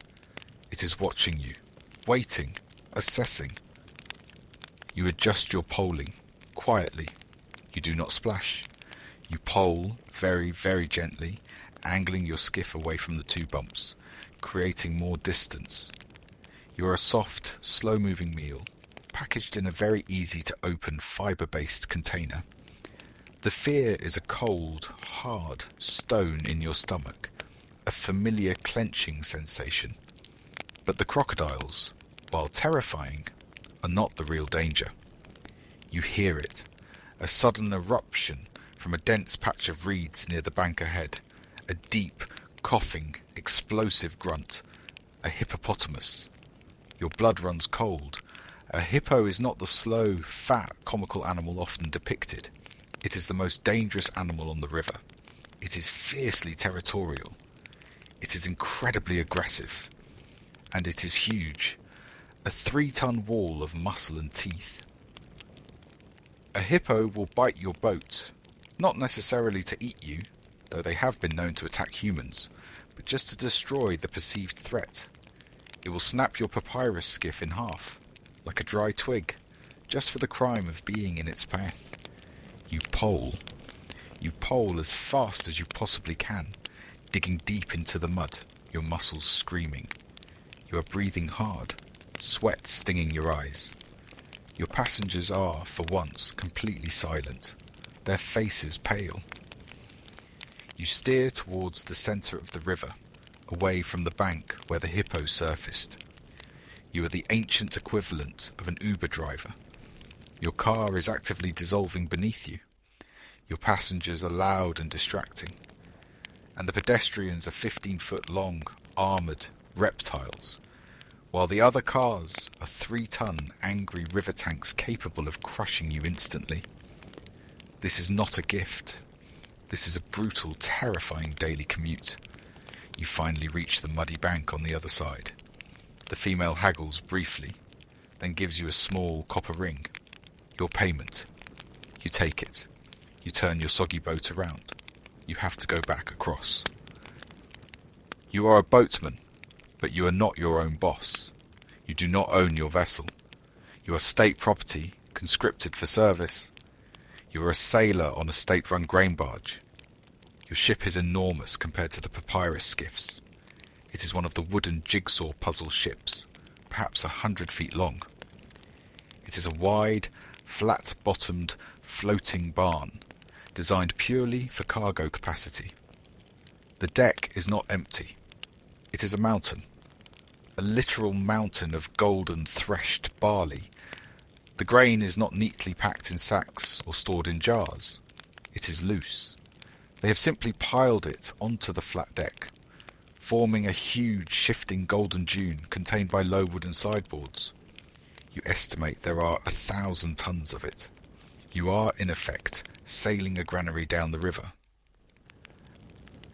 Your job on this leg of the journey is monotony.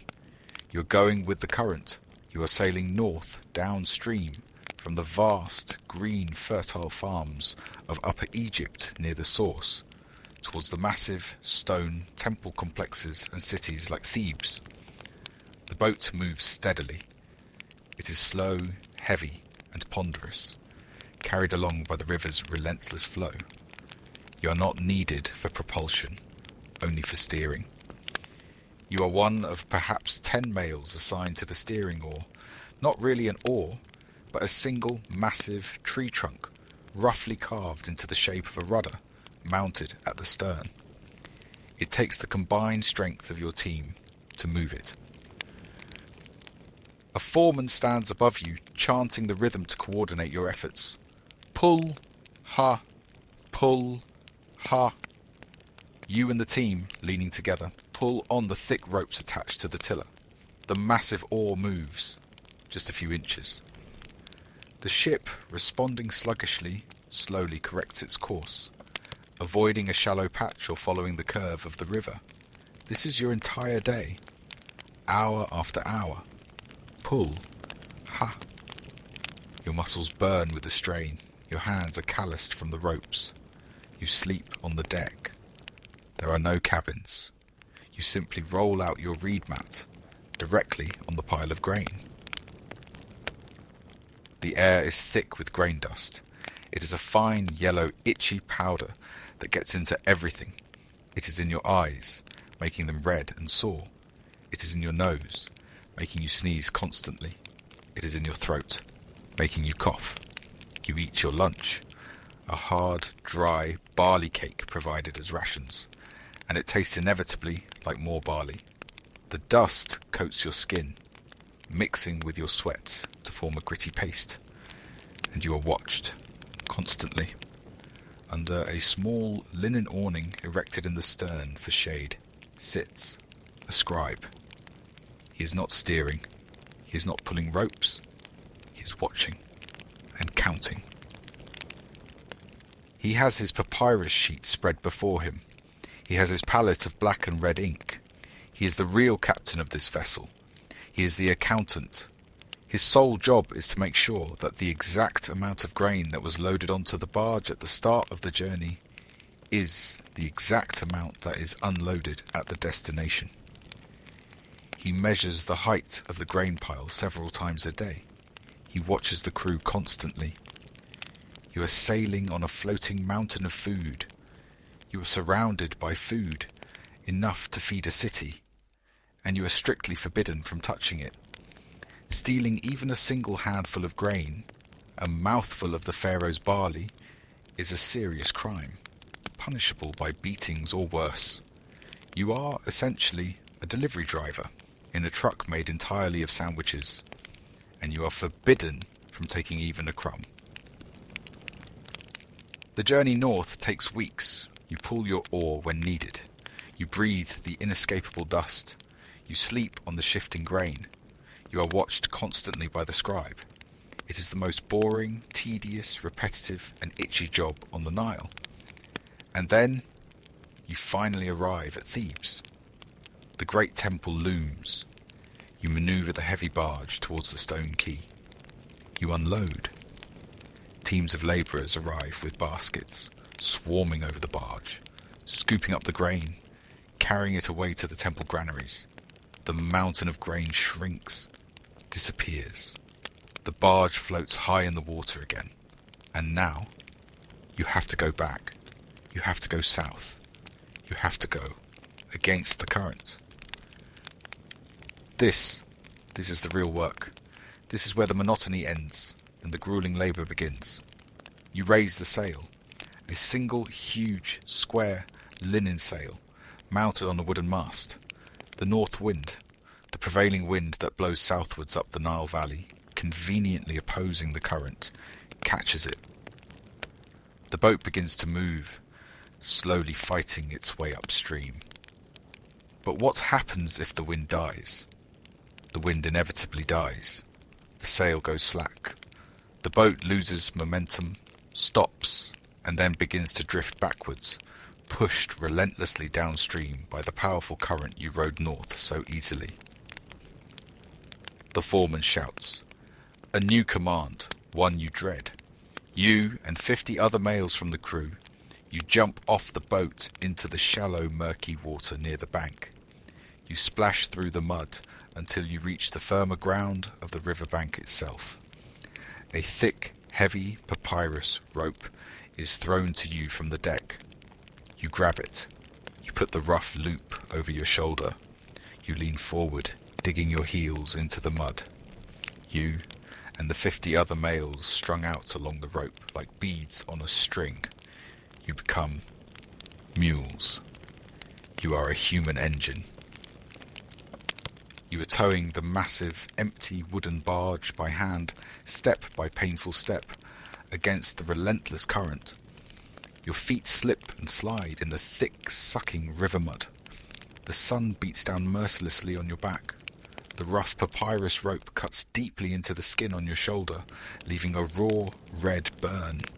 You pull. You sweat. Your world shrinks to the back of the mail straining in front of you, the rhythmic grunts of effort, and the constant burning fire in your legs and back. This is the other half of the job. This is the brutal reality of sailing south on the Nile. It is weeks of back-breaking towing, punctuated by occasional, blessed hours of wind. You're on the river again, but you are not hauling grain today. You are a pilot, a master of the river's treacherous ways. You are, at this specific moment, perhaps the most important and unquestionably the most terrified male in all of Egypt. You are standing precariously on the very bow of a thing. It defies easy description. It is not a single boat. It is a floating, artificial island. It consists of 2, or possibly even 3, of the largest, sturdiest wooden state barges available, lashed together side by side with massive ropes to create a single, incredibly wide, floating platform. And on this platform, lying flat, resting carefully on shaped wooden supports, is an obelisk. It is a single monolithic needle of Aswan red granite. It is easily 100 feet long. It weighs 300 tons, maybe more. It is a skyscraper lying on its side, afloat on the Nile. It represents years of painstaking work by 1,000 quarrymen back in the southern quarries. It is a priceless symbol of the pharaoh's power and connection to the sun god. It is utterly irreplaceable, and getting it safely to the temple quay in Thebes is your problem, your sole, terrifying responsibility. Your barge, this colossal catamaran, is riding dangerously low in the water. You look over the side. The churning, brown, silt-laden river water is inches, just inches, from the edge of the wooden deck. Any significant wave, any unexpected list could swamp it. The entire structure is moving downstream with a terrifying, ponderous, slow, seemingly unstoppable momentum. Once this mass is in motion, changing its direction is like trying to nudge a mountain. You are not steering in the conventional sense. You are navigating. You are the eyes of this blind beast. You are standing right at the front, balancing carefully, holding a long wooden sounding pole. Your only job is to constantly find the bottom, to know the depth of the water directly ahead. You plunge the pole down into the brown, murky water. Thud. It hits the riverbed. You feel the resistance. You instantly know the depth from the markings on the pole and long experience. You shout. Your voice must carry over the groaning of the timbers and the sound of the water. You are not shouting to a single steersman holding a tiller. You are shouting complex commands to a team of 20 sweating males, wrestling with 4 giant oar-like rudders, mounted at the stern of the lashed-together barges. They hear your shout. They respond instantly, pulling or pushing in unison on the thick wooden tillers. They strain against the immense pressure of the water. The entire massive platform ship thinks about turning. It slowly, very slowly, veers a few feet to the left, or perhaps holds its course against the sideways push of the current. Your enemy is not crocodiles today. Your enemy is invisible mud, sandbanks, shallows. The Nile is not a deep, clear, predictable channel. It is a shallow, constantly shifting, muddy maze. The flood last season carved new channels and deposited new banks of silt. The mental map you memorized last year is now dangerously wrong. You are navigating entirely in real time, purely by feel, interpreting the river's subtle signs and the feedback from your pole. If you make a single mistake, if your calculation of the depth is off by even a foot, if you react a second too late, this 300-ton, priceless, irreplaceable monument will run aground. It will hit the unseen mudbank, and it will stop. Dead. And once stopped, With that immense weight settled into the soft riverbed, it will likely never move again. It will be stuck forever. It will become a monument, not to the pharaoh's glory, but to you, to your one single catastrophic bad call. The shame would be unbearable, the punishment unthinkable. The level of stress is a physical weight on your chest. It is a hot, tight iron band constricting your breathing. Your hands, gripping the sounding pole, are slick with sweat despite the dryness of the air. You do not blink. You scan the water ahead for telltale ripples, for changes in colour, for any sign of shallows. You are the captain of the most expensive, most oversized, and most unsteerable single item in the world. No pressure at all. You plunge the pole again into the brown water. Thud. The bottom is shallower than expected. You scream. You scream the warning at the top of your lungs, praying the steersman react in time. Pull. Pull hard. Pull. You are a soldier, but you are not marching across desert sands today. You are a marine, an infantryman being transported by water. You are on a troop transport. It is a long, sleek, wooden state ship, built for speed rather than cargo. And it is incredibly cramped. You are sitting on a hard, wooden deck plank, your rough leather shield propped against your legs. Your knees are jammed uncomfortably against the back of the male soldier sitting directly in front of you. Your shoulders are pressed tightly against the sweaty bodies of the males on either side.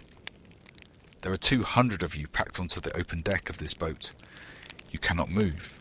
You cannot stand up. You just sit, hour after hour, under the blazing sun.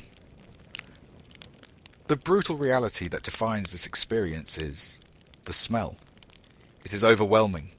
It is the inescapable stench of 200 unwashed males, crammed together in a small, confined wooden box, floating under a white-hot Egyptian sun. It is the thick, sour smell of stale sweat.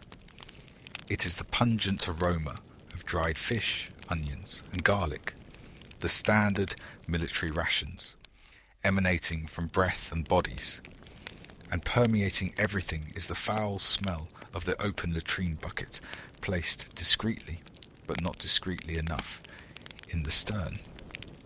It is truly awful, a constant assault on your senses. You are sailing south, upriver, towards Nubia. Your unit is part of an expeditionary force. Your job, officially, is to project the pharaoh's power, perhaps to quell unrest in a distant region, or simply to be a visible military presence. You are an instrument of the state. But first, you have to get there. The journey against the current, relying on sail and sometimes towing, takes weeks. You sit. You are bored. Your muscles ache from the enforced inactivity. You are tense, anticipating whatever awaits you in the south. You check the bronze tip of your spear for the 10th time.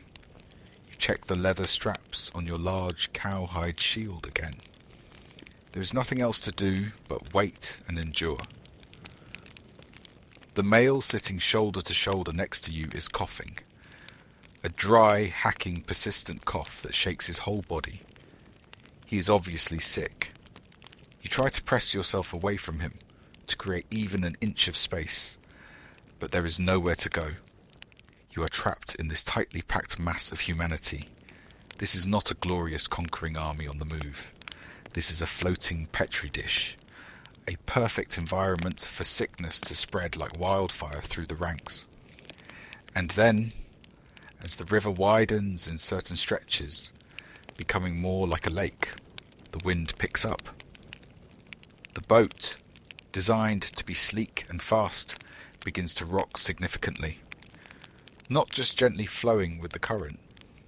It is pitching back and forth, rolling side to side in the choppy water. You are not a sailor. You are a farmer. You were conscripted from your small village in the delta just a few months ago.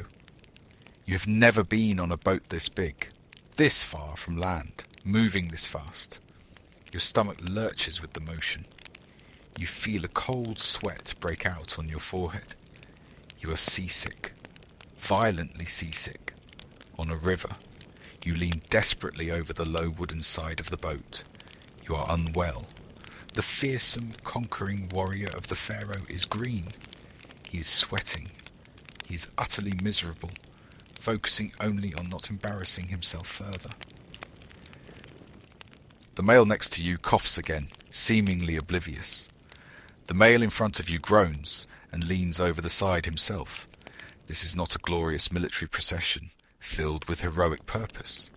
This is a cramped, smelly, floating barracks, and almost everyone on board is either bored out of their minds, miserably sick, or, most likely, both. You just want to get off. You just want to stand on solid land again. Any land. Even the hostile land you are being sent to pacify seems preferable to another week trapped on this wretched boat. You are a farmer, and your entire world is gone. It has completely disappeared beneath the water. You are sitting on a small, muddy, temporary island, a patch of naturally higher ground, or perhaps a section of raised dike. Your village, your simple mud brick house, the place you were born, your carefully tended barley fields, your small vegetable garden. It is all gone. It is all under 6 feet of silent brown, swirling water. This is the Akhet, the inundation, the annual flood of the Nile. This is the gift that makes life possible in this desert land. And it is also a brutal, disruptive, and dangerous gift. You are, for these few months, a refugee. You are displaced. You are living in a temporary shelter, a flimsy hut made of bent reeds plastered with mud, constructed hastily on this one tiny patch of high ground. You are not alone. Your family is crammed in here with you. Your neighbours have built similar shelters nearby. And, crucially, your animals are here too. Your precious cattle, your few goats, your noisy chickens. You are all crammed together, humans and livestock, on this one small, crowded, muddy patch of not water, waiting for the flood to recede. The smell is overwhelming. It is the smell of wet mud, constantly underfoot, the smell of wet animals confined in close quarters, the smell of wet everything, wet reeds, wet clothes that never fully dry, wet cooking fires struggling to stay lit. It is the rich, thick, heavy smell of silt, suspended in the water, and the pervasive aroma of decay as vegetation drowns and decomposes. And you wait. This is the season of waiting. You cannot do anything productive in the traditional sense. You cannot plant. You cannot plough. You cannot farm. The land, your entire livelihood, is gone, submerged beneath the brown floodwaters. Your only connection to the wider world during this time, your only means of transportation, is your boat, your small, leaky, perpetually soggy papyrus skiff. It is not just a tool anymore. It is your legs. It is your car. It is your only way to move beyond the confines of your tiny island. You become a boatman, purely by necessity. You carefully load your family into the unstable skiff. You take up the long pole. You push off from the muddy shore. You pole slowly through the brown water, directly over the spot where your barley field used to be, now just an indistinct part of a vast, temporary lake. You go to visit your cousin, who is similarly marooned on his own tiny muddy island a mile away. You fish in the floodwaters, hoping to supplement your dwindling grain stores. You live on and by the water. But the floodwater is dangerous. It is full of displaced things seeking refuge just like you. Snakes, driven from their holes, swim looking for dry ground. Scorpions cling to floating debris. And the crocodiles. They are everywhere now. Their hunting grounds vastly expanded. They swim silently where your front door used to be, posing a constant threat to anyone near the water's edge, or foolish enough to fall out of a boat. You wait for weeks. Weeks turn into months. You watch the level of the water obsessively. You check the marks you made on a prominent rock or tree trunk. And then, one day, you take your pole. You are out in your boat, checking your fishing nets. You push the pole down into the brown water, and it thuds, it sticks firmly, in mud, rich, thick, new, black, incredibly fertile mud. The water is receding. The land is reappearing.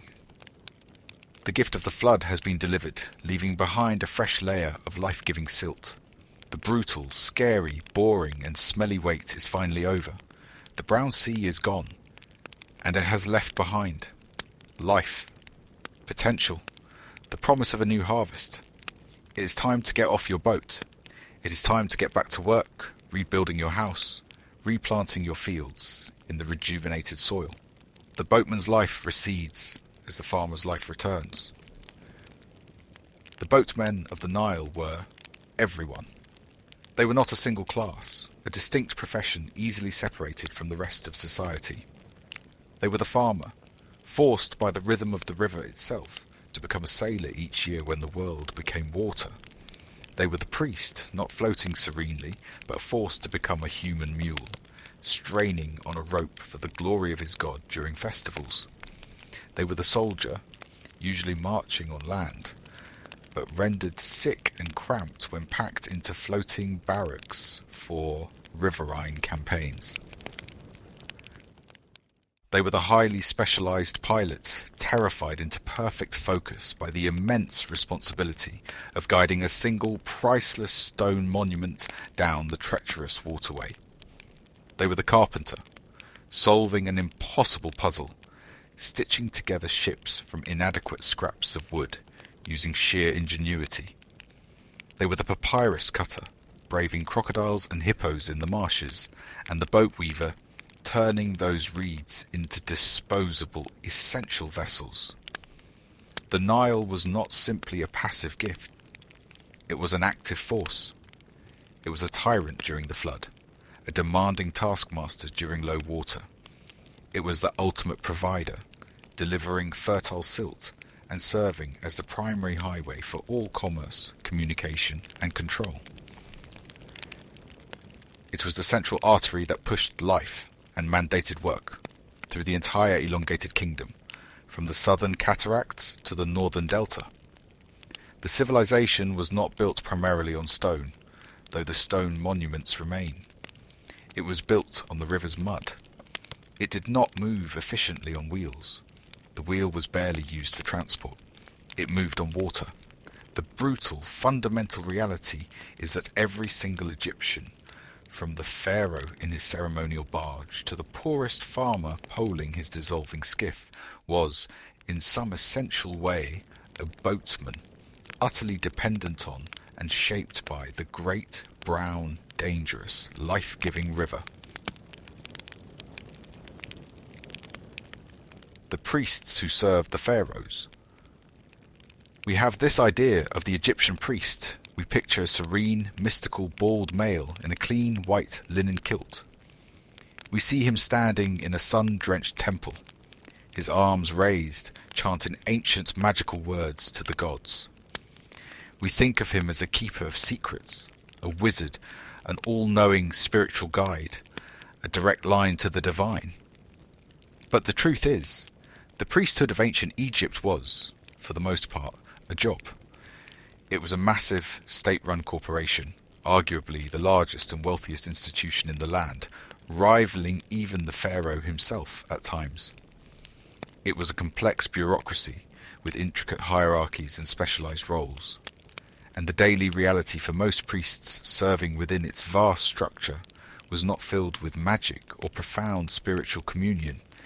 It was often characterized by accounting, industrial-scale butchery, rigorous sanitation protocols, and the complex, deeply mundane, yet ritually crucial work of being a personal valet for a small, inanimate wooden doll representing the god.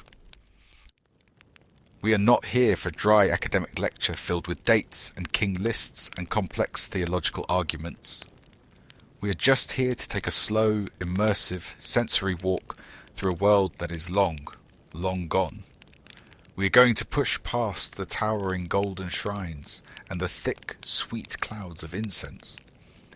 We are going to find the shocking cold water of the sacred lake, the meticulous piety of the temple accountant, and the bloody reality of the butcher's block hidden behind the altar. We are looking for the priests who served the pharaohs.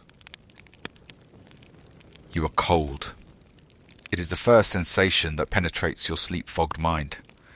The stone floor beneath your thin reed mat is cold, leaching warmth from your body.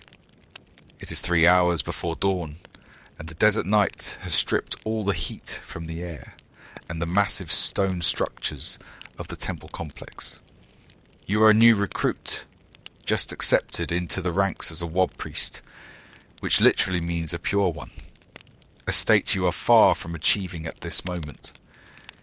You have just been abruptly pulled from your hard reed mat in the Ankh, the communal living quarters for the lower ranks of priests. This is not a private, contemplative cell where you can meditate on the divine mysteries.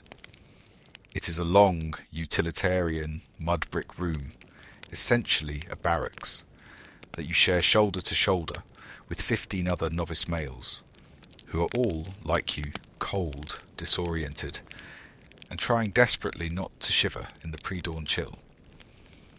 A senior priest holding aloft a small, flickering oil lamp that casts long, dancing shadows, moves swiftly down the row, striking a wooden clapper sharply, clack, clack, clack, the sound echoing harshly in the confined space. There is no gentle waking up in the service of the god. You are not yet pure. Purity, you are quickly learning, is not a spiritual feeling attained through prayer or contemplation alone. It is a rigorous, demanding physical process, a constant battle against the inherent uncleanliness of the human body and the world. You are led by the senior priest, part of a silent, shuffling line of other bald novices, into a small, torch-lit room near the entrance of the main temple. Another male is waiting there. He is not a high priest radiating divine authority. He is a specialist, a temple functionary whose sole job is this unpleasant task. He holds a small bronze scraper, not a sharp razor blade, but a deliberately dull, curved tool designed for abrasion. Your purification begins immediately. You stand rigidly still, trying not to flinch, as he scrapes your head forcefully, and the fine stubble of hair that has grown since yesterday is pulled away, not cleanly cut. It pulls painfully at the sensitive skin of your scalp, and it burns. He works quickly, methodically, his face impassive. He scrapes your face, your chin, your cheeks, the skin protesting with red marks. Then he moves lower, scraping away any trace of hair from your chest, your arms, your legs, absolutely everything. This is the inviolable rule. No hair, not a single stray follicle, is permitted on the body of a priest serving within the temple walls. Hair is considered animalistic. It is messy. It traps dirt. It is fundamentally unclean. It is a sign of the chaotic, untamed natural world that must be kept separate from the perfect, ordered, sacred space of the god's house. You must be rendered a smooth, blank, and theoretically perfect human vessel, free of all earthly filth and imperfection. You stand there, enduring the uncomfortable procedure, your skin now pink and raw and stinging all over from the abrasion. You are now smooth. You are also very, very cold, feeling the chill air directly on your newly exposed skin. But you are still not truly pure. Now you must perform the ritual bath. You walk with the other shivering, completely bald males through the vast, dark, stone-paved temple courtyard. The desert night air is sharp and bites mercilessly at your newly raw skin, raising goosebumps despite your attempts to remain stoic. You arrive at the edge of the Isharu, the sacred lake. This is not a picturesque, natural, warm oasis fringed with palm trees.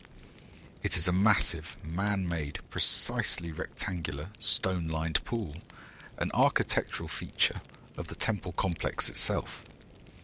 The water within it is fed by underground channels connected to the Nile, but it is still unmoving, and because it sits exposed to the cold desert night, it is freezing. The brilliant desert stars are reflected perfectly on its black mirror-like surface, making it look like a terrifying hole into the underworld. The senior priest stands at the edge, beginning to chant the purification formulas in a low nasal tone. You must enter. There is no hesitation allowed.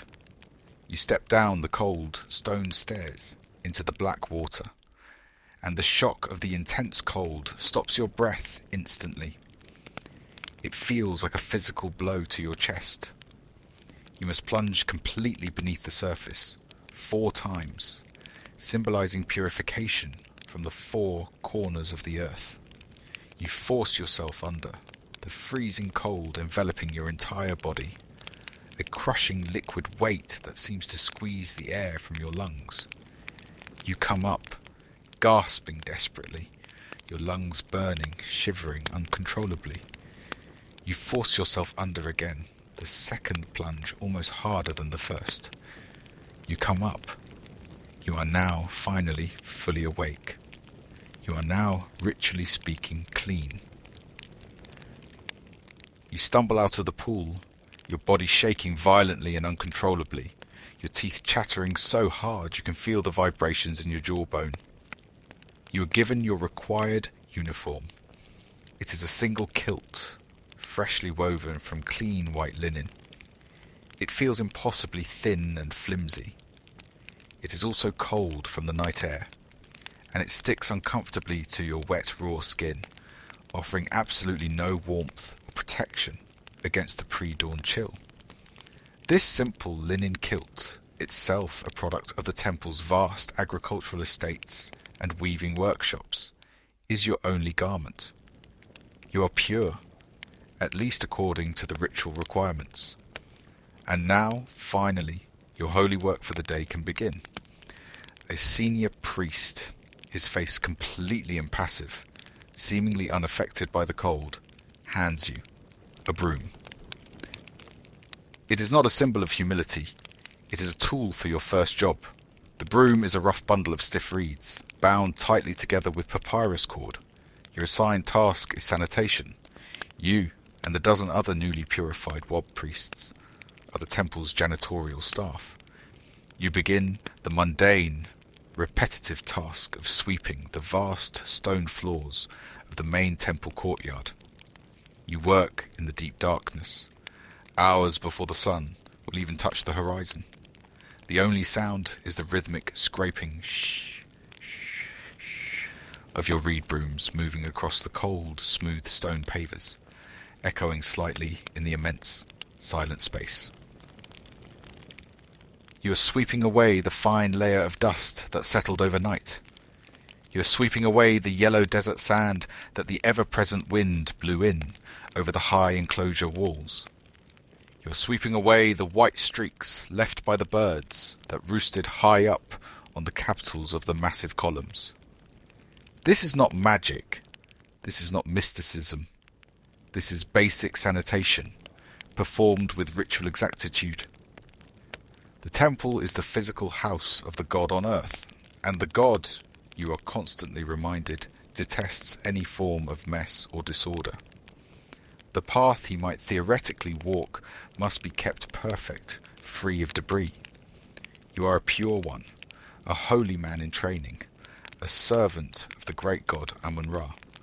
And the brutal reality is that your first essential duty is that of a janitor. A cold, wet, raw-skinned, shivering janitor, starting your shift at 3 o'clock in the morning. You have survived the pre-dawn sweeping duties. You have endured the cold, the scraping, the endless cleaning without complaint. You have proven your dedication, your stamina, and most importantly, your unquestioning ability to follow orders precisely. You have moved up the first rung of the ladder.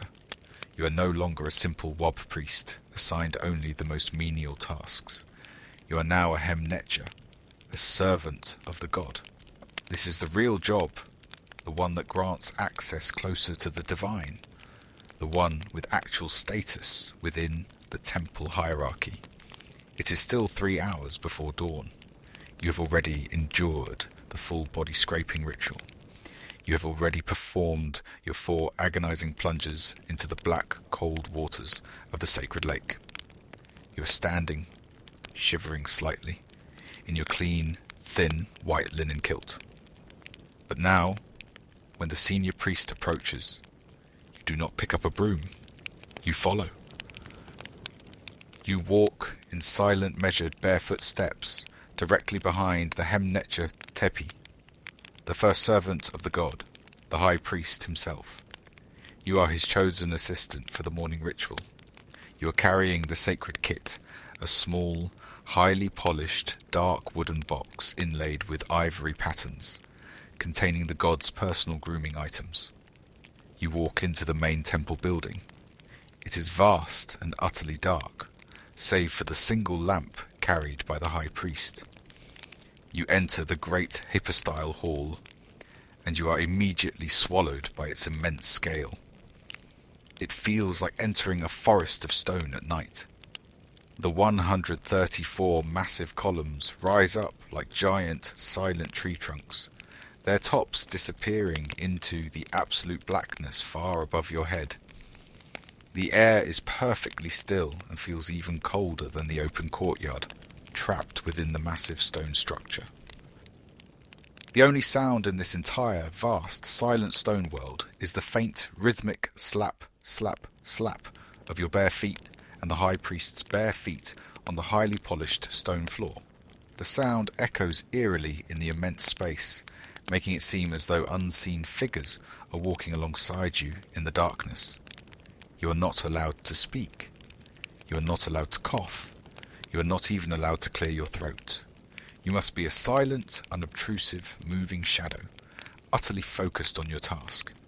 You just follow, breathing as shallowly and quietly as you possibly can, your eyes fixed intently on the high priest's back as he navigates the familiar path through the darkness.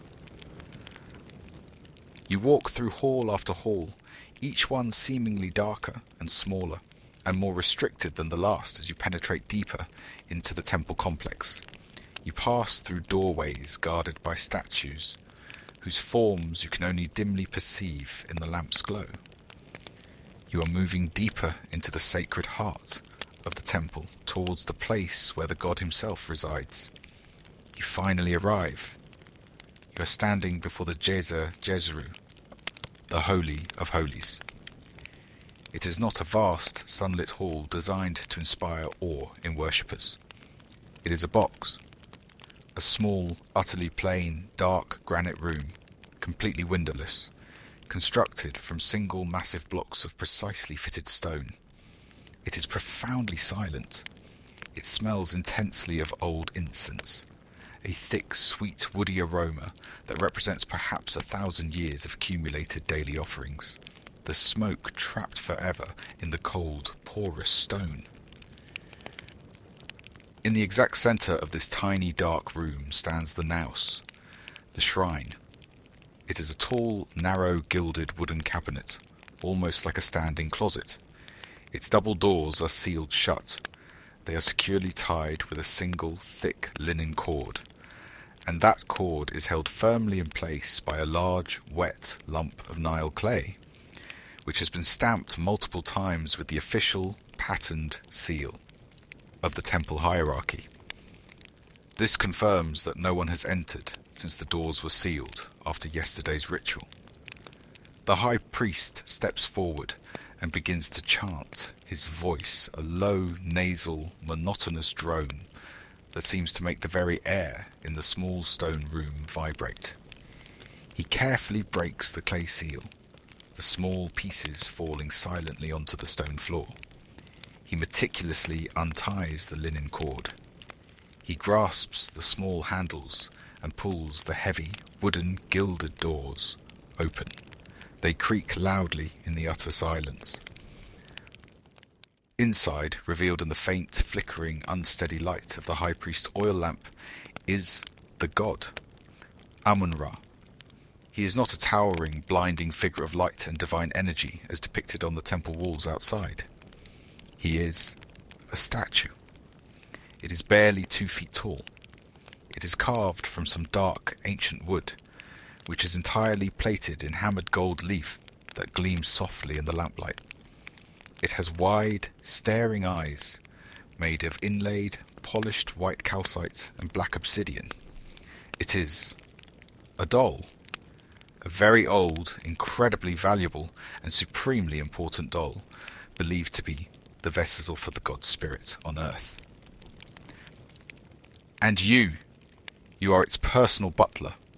This is the great daily ritual, the Teptuat, performed every single morning without fail. This is the absolute core of the state's religion, the maintenance of the god's presence and favour. You are here, in this most sacred and secret place, to get the god ready for his day.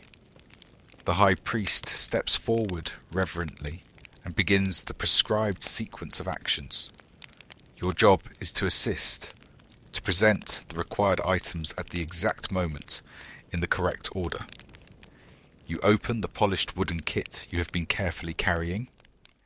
You present a small, translucent alabaster bowl containing pure, consecrated water brought from the sacred lake.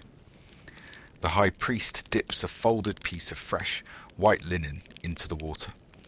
He gently, meticulously washes the doll's golden face, cleaning away the dust of the night. You present a tiny, perfectly folded, fresh linen kilt, woven specifically for the god by the temple's purest weavers from the finest flax grown on temple lands. The high priest carefully, respectfully undresses the statue, removing yesterday's soiled kilt. He then redresses the small figure in the clean one, adjusting the folds precisely. You present a small stone pot containing finely ground red ochre mixed with oil. The high priest dips the very tip of his finger into the paste and delicately applies makeup to the statue's golden cheeks, restoring its lifelike appearance. You present the god's symbols of office, a tiny, perfectly crafted golden scepter and flail. The high priest carefully places them, just so, in the statue's stiff, unyielding wooden hands. You are a hem-netcher, a servant of the god, performing the most solemn duty. And the brutal, mundane reality behind the ritual is that you are essentially a high-status professional dresser, performing intimate grooming tasks for an inanimate, divine action figure. This is not some cynical metaphor. This is your entire sacred, highly specialized job description. This is the most important and utterly secret ritual in all of Egypt, upon which the cosmic order is believed to depend. It is a very, very serious, meticulously choreographed and profoundly quiet playtime. The god is now washed. The god is properly dressed in clean linen. The god has had his ritual makeup applied. Now the god must eat. This is your next crucial part of the morning ritual. You are the divine waiter. You and 5 other, equally silent and focused, Hem-Netcher priests form a precise line outside the Holy of Holies.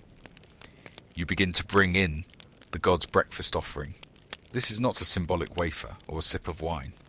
This is not a small token offering meant to represent sustenance. This is a full-scale feast, a lavish catering production designed to demonstrate the wealth and piety of the temple and the pharaoh. You are hauling heavy platters piled high with food. The first priest in the procession carefully carries a massive, gleaming silver platter. Resting upon it is a whole roasted goose, cooked to perfection in the temple kitchens. It is still steaming in the cold morning air of the inner shrine. The rich smell of roasted fat, garlic, and pungent herbs fills the tiny, enclosed granite room, an almost overwhelmingly savoury aroma after hours of fasting. The second priest follows, carrying a mountain of bread, dozens of round, flat loaves, baked fresh this morning, piled high on a large woven reed tray. The bread is still warm, its yeasty scent mingling with the goose fat. The third priest in line carries the vegetable dishes. There's a large, steaming pottery bowl full of thick, stewed lentils, seasoned with spices. Beside it sits a bunch of fresh green onions, their sharp scent cutting through the richness. The fourth priest carries the beverages. He carefully balances a large sealed clay jar containing the temple's finest barley beer, and a smaller, more elegant, stoppered alabaster jar holding sweet palm wine. The fifth priest brings up the rear, carrying dessert, a heavy ceramic platter, literally dripping with golden honey cakes, alongside artfully arranged piles of fresh, plump purple figs. You, along with the other priests, carefully place all of this bounty. On the offering table, a low stone altar positioned directly in front of the small, gilded naus, housing the 2-foot-tall wooden doll. The sheer volume and richness of the food is staggering. It is easily enough to feed 20 hungry people for an entire day. The god, you have to assume from this display, is not a light eater. He is apparently on a serious divine bulking phase, requiring substantial caloric intake to maintain cosmic order. You and the other priests step back respectfully, forming a line against the cold granite wall. And then you simply wait. The high priest steps forward again towards the altar. He begins to chant the offering formulas in his low, nasal drone. He lifts the censer, a metal bowl on a chain containing glowing charcoal and nuggets of incense resin. He waves it back and forth rhythmically, bathing the offerings and the statue in thick, sweet, heavy clouds of myrrh and frankincense smoke. The smoke fills the air, making it difficult to breathe, stinging your eyes. The god, Amun-Ra, stares blankly, impassively, over the mountain of food presented before him. This is the most holy and mysterious part of the ritual. The Ka, the invisible spirit or life force of the god, residing within the statue, is now believed to be absorbing the spiritual essence, the life-giving energy, of the food. He is not physically consuming the goose, of course. He is spiritually eating the soul of the goose. He is consuming the non-physical essence of the honey cake, drawing sustenance from its divine counterpart. This invisible transfer of energy is what nourishes the god and maintains his power. You just stand there, perfectly still. You wait. You chant along quietly with the high priest, the familiar words, a low hum in the smoky room.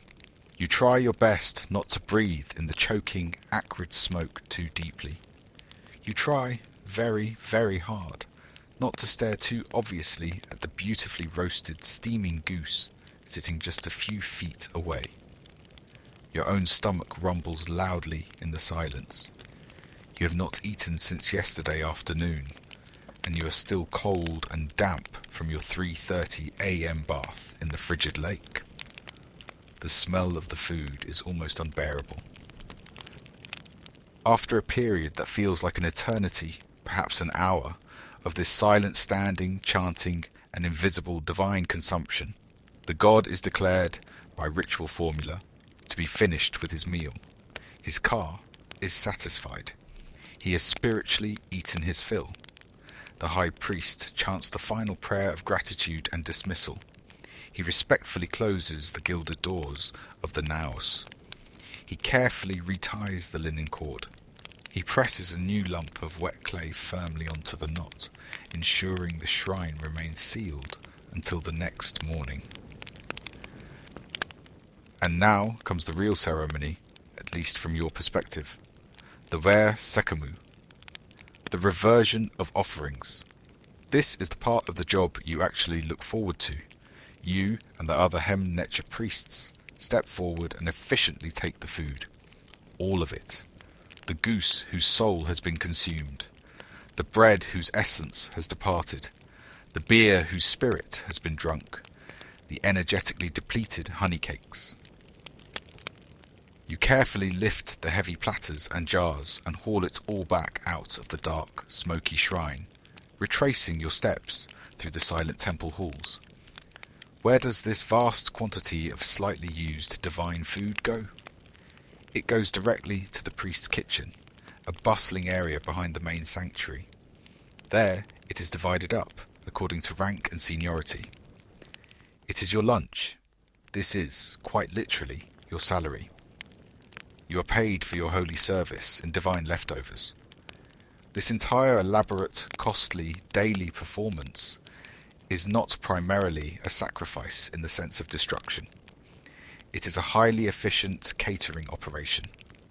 It is a glorified, ritually complex meal prep service for a large corporation, the temple priesthood, that then consumes its own product after offering it first to the divine CEO. The temple is a machine, a vast, intricate, bureaucratic and economic machine. It consumes resources on an almost unimaginable scale. And that perfectly roasted goose you just served to the statue, and are now eagerly anticipating eating for your own midday meal, it had to come from somewhere. It did not magically appear on the altar. Providing these offerings, day after day, year after year, is your other job. Or rather, the job of priests like you in a different department. You are still a wob priest, a pure one, at least in title. But your shift and location have changed dramatically. You are no longer shivering in the cold, dark shrine. You are sweating profusely in the temple abattoir, the slaughterhouse. It is not cold here. It is oppressively hot. It is humid, the air thick with steam and moisture. And the smell hits you like a physical wall as soon as you approach the designated courtyard, 100 yards away or more. It is not the sweet, clean smell of incense. It is the thick, hot, inescapable metallic smell of fresh blood pooling on the stone floor. It is the sour, pungent stench of animal dung, and the acrid aroma of fear emanating from the terrified animals awaiting their turn. The air is not still and sacred. It is alive and black with huge swarms of buzzing, biting flies, drawn by the gore. The floor beneath your feet is not polished, clean stone. It is perpetually wet stone, coated in a slick, treacherous layer of grime. You are standing ankle-deep in a disgusting, viscous, red-brown slurry composed of water used for cleaning, copious amounts of animal blood, and discarded pieces of offal. You are still, technically, a pure one. You are still wearing your supposedly clean, white linen kilt, though perhaps supplemented now with a rough linen apron. Or at least it was clean when you started your shift this morning. It is now inevitably splattered and soaked with blood and filth. Your purity feels like a distant memory in this environment. You are not chanting holy words here. You are working, hard and fast. An ox, a large, bellowing, terrified animal, its legs securely tied with thick papyrus rope, is dragged struggling onto the designated stone slaughtering slab in the centre of the courtyard. A senior priest, a specialist butcher trained in the precise ritual cuts, quickly recites a formula dedicating the animal to the god. He then takes a large, sharpened flint or copper knife and efficiently cuts the animal's throat. The hot blood pours out in a steaming, pulsing red flood onto the already stained stones, adding to the slurry around your feet. The animal shudders and falls still. Your job now is to process the carcass. You are not acting as a holy man in this moment, mediating between the human and the divine. You are simply a butcher, part of an efficient production line. You wear a thick linen apron over your kilt, but it offers little real protection. It is already soaked through with red. You take your heavy copper butcher's knife from your belt. It is well sharpened. You get to work immediately, alongside several other priests doing the same tasks on other animals. You must work quickly. Many more animals are waiting. You begin the process of skinning. You make precise cuts and then pull the heavy, wet hide away from the underlying muscle and fat, using your weight to strip it back. You move on to jointing the carcass. You cut through thick muscle. You separate the ribs one by one, sometimes needing to use a heavier cleaver or axe to get through the bone. You hack at the spine. This is hard, strenuous, physical labour that leaves your arms sore and your back aching by the end of the shift. You are soon covered in sweat, which mixes unpleasantly with the blood and gore splattered on your skin and kilt. This is not magic. This is meat. This is the raw, bloody engine that runs the entire temple economy. The temple of Amun at Karnak, for example, owned vast herds numbering in the tens of thousands of cattle, plus countless geese, goats, and other livestock, all grazing on temple-owned lands. The gods, through their statues, were believed to ritually consume hundreds of these animals every single day in the form of offerings. This required an industrial-scale slaughtering and butchering operation, staffed largely by the lower ranks of the priesthood.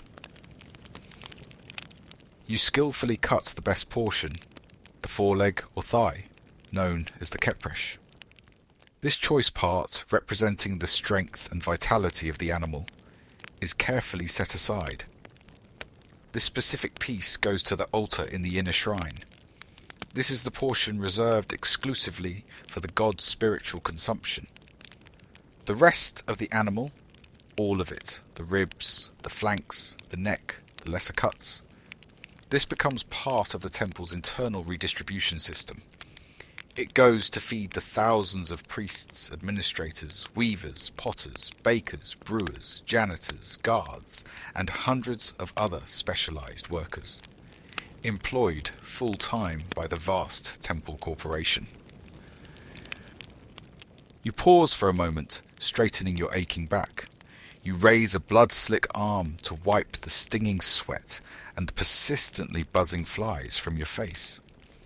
Your arm leaves a thick red streak across your forehead.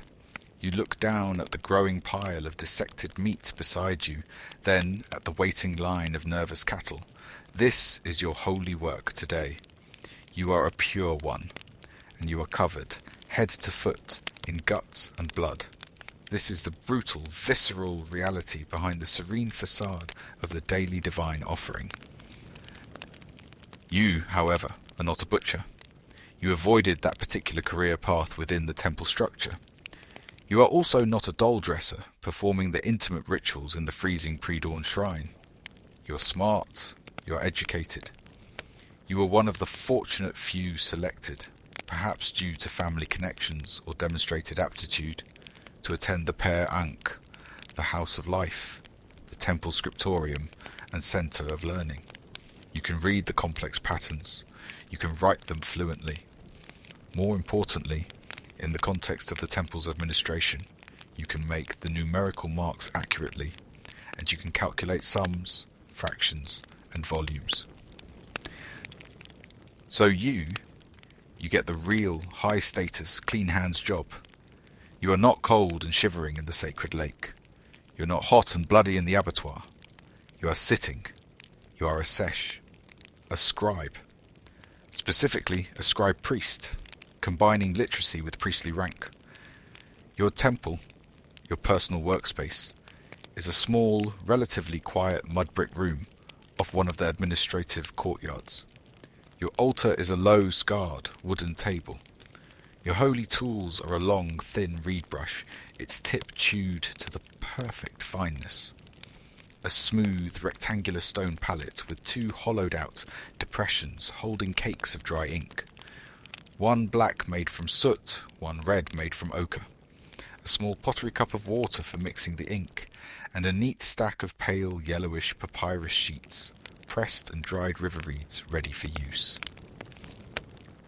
You're not communing with the gods or contemplating the mysteries of the universe. You are doing inventory. You're not cold. In fact, you're hot. The small room is stuffy and airless. It smells strongly of dry dust, old papyrus reeds, and perhaps faintly of the cheap beer provided as part of your rations. A single persistent fly buzzes annoyingly around your head, occasionally landing on your ink palette. You are the accountant. And this administrative function is the real source of power and control within the vast temple complex. The Temple of Amun at Karnak is not simply a church or a place of worship. It is a massive corporation. By the late New Kingdom, it was the largest single landowner in all of Egypt, controlling perhaps 1/3 of all arable land. It owned fleets of ships, vast herds of livestock, workshops producing linen, pottery and furniture, and even funded its own mining expeditions. It is the economy, intricately woven into the fabric of the state. You dip the tip of your reed brush into the small water pot. You carefully twist it in the cake of black ink, loading the brush precisely. You look down at the broken piece of pottery, an ostracon that a field foreman just brought you, covered with scratched marks representing sacks of grain received. You meticulously make neat cursive marks on your fresh papyrus sheet, recording the transaction. Delivered today from the field of Amun, Sector 7, 300 standard sacks of barley. You make a corresponding mark in your ledger column. Then you dip your brush in the red ink, the colour reserved for totals, deficits, and important annotations. Note: missing 5 sacks from expected yield. You sigh inwardly. You will have to schedule a meeting to talk to that particular foreman about discrepancies and potential shrinkage. You set the ostracon aside and unroll another papyrus sheet. This one is labelled payroll. You are calculating the wages for the temple's weaving workshop. Wages are not paid in abstract money. Coins barely exist. Wages are paid in essential commodities, bread and beer. The female weavers in Workshop 3 are entitled to 10 loaves of bread and 2 standard jugs of beer per day for their labour. You calculate the total number of loaves and jugs needed for the entire workshop staff for the next 10-day week. Then you calculate how much raw barley your temple granary needs to allocate and send over to the temple bakery and brewery to produce that exact amount of bread and beer. This is your life. You are tracking assets, grain, livestock, linen, incense, gold, silver, copper, tools. You are managing complex supply chains that stretch across the country. You are auditing inventories stored in vast temple warehouses. You are not a mystic communing with the divine. You are, for all practical purposes, a middle manager in a massive, vertically integrated conglomerate. You are working in logistics and accounting. The high priest, far removed in his own administrative palace, is the CEO. And you are running the spreadsheets, ensuring the smooth operation of the divine corporation. The pharaoh himself donates vast tracts of land to the temple, seeking the god's favour. You are the one who goes out with the royal surveyors, carrying your measuring ropes. You are the one who meticulously measures the boundaries of that newly acquired land. You calculate the expected crop yield, the resulting tax revenue it will generate for the temple. You then draft the contracts to hire the tenant farmers who will actually work that land, specifying their duties and their share of the harvest. The brutal reality of the Egyptian priesthood, beneath the layers of ritual and incense, is that this administrative control is the real power. It is not derived directly from prayers offered or rituals perfectly performed, though those are essential for maintaining legitimacy. The true foundation of the temple's influence lies in the ledger. It lies in the reed brush. It lies in the meticulous ability to count, to record, to manage, and to control the vast material wealth bestowed upon the god and administered by you. You're a different kind of specialist altogether. You're not an accountant crunching numbers in a dusty office. You are a Kerheb, a lector priest. This title literally means you are the one who carries the ritual book, the one who reads the sacred texts aloud. You are the one who knows the ancient words, the powerful formulas, the correct sequence of utterances. You are not permanently stationed at the main temple today. You are on a house call, a freelance ritual gig, as it were. You have been formally summoned, and your temple generously compensated to officiate at the funeral rites for a wealthy noble at his newly constructed tomb chapel on the West Bank. You arrive at the scene. You make sure you look impressive. You wear a special diagonal linen sash across your chest, signifying your lector status. You hold your shaved head high, projecting an aura of calm authority amidst the emotional turmoil. The scene itself is chaotic. The immediate family members are gathered near the tomb entrance, openly weeping, their grief palpable.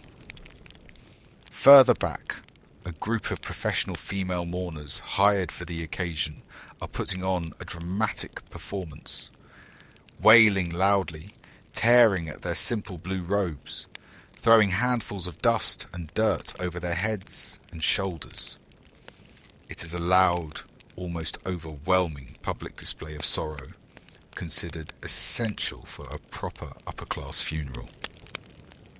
You bring the necessary solemnity, the calm, the ritual structure. You represent the official connection to the divine, the assurance of a successful transition to the afterlife. The mummy of the deceased noble is standing upright in its brightly coloured and intricately painted anthropoid coffin.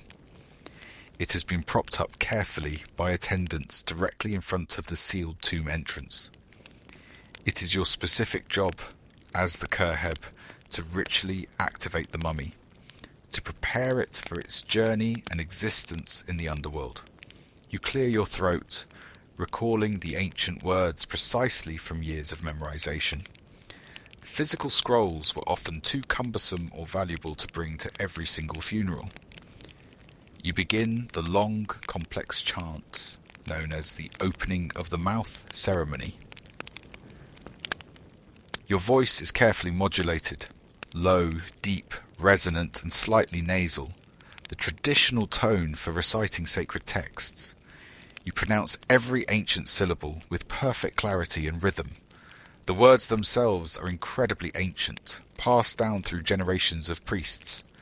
So ancient, in fact, that likely no one present, perhaps not even you entirely, understands the literal meaning of every single archaic phrase or grammatical construction.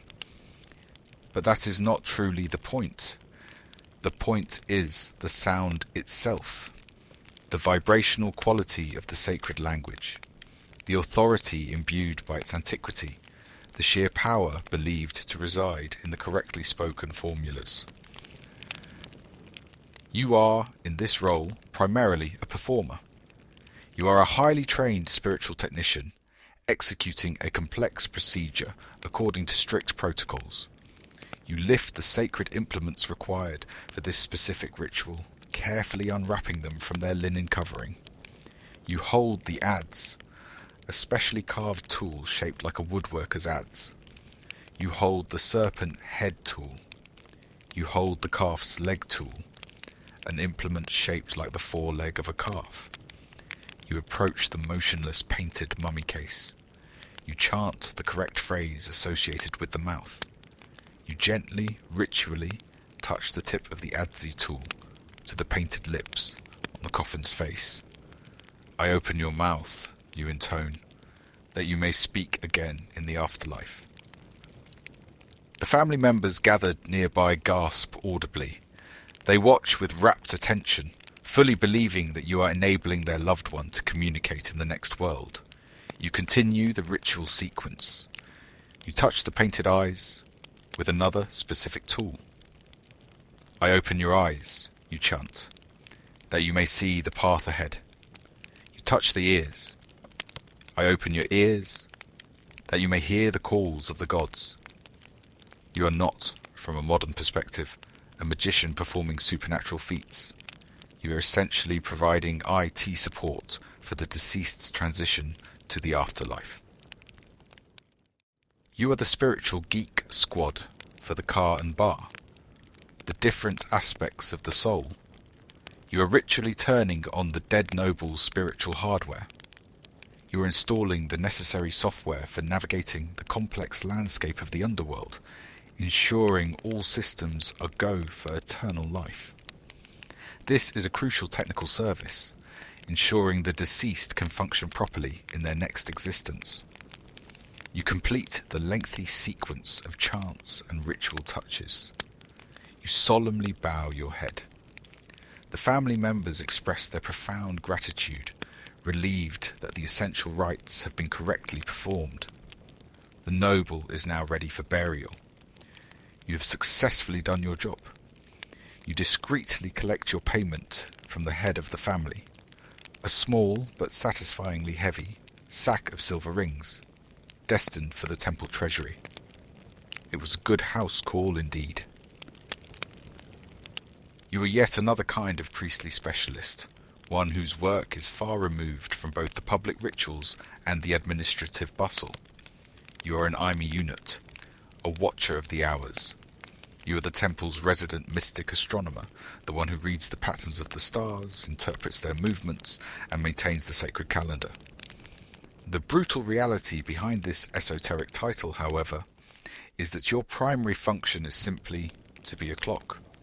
A highly trained, utterly reliable human alarm clock. Your mandatory shift is the night shift, every single night. Your office is the flat, open roof of the main temple building, exposed to the elements. It is 3 a.m. You are completely alone up here, surrounded by the vast, silent darkness of the desert night. And you are cold. The desert air at this altitude and hour is biting, carrying a chill that seems to penetrate deep into your bones. The massive stone roof beneath your knees is cold, constantly drawing heat away from your body. You are wrapped tightly in a thick, coarse wool cloak, pulled up around your ears, but it feels inadequate against the persistent chill. You are not up here contemplating the vast mysteries of the cosmos, or receiving divine revelations from the heavens. You are not divining the future king's destiny in the constellations. You are working, performing a meticulous and absolutely critical task. You are kneeling on the cold stone. You have your specialized tools laid out before you.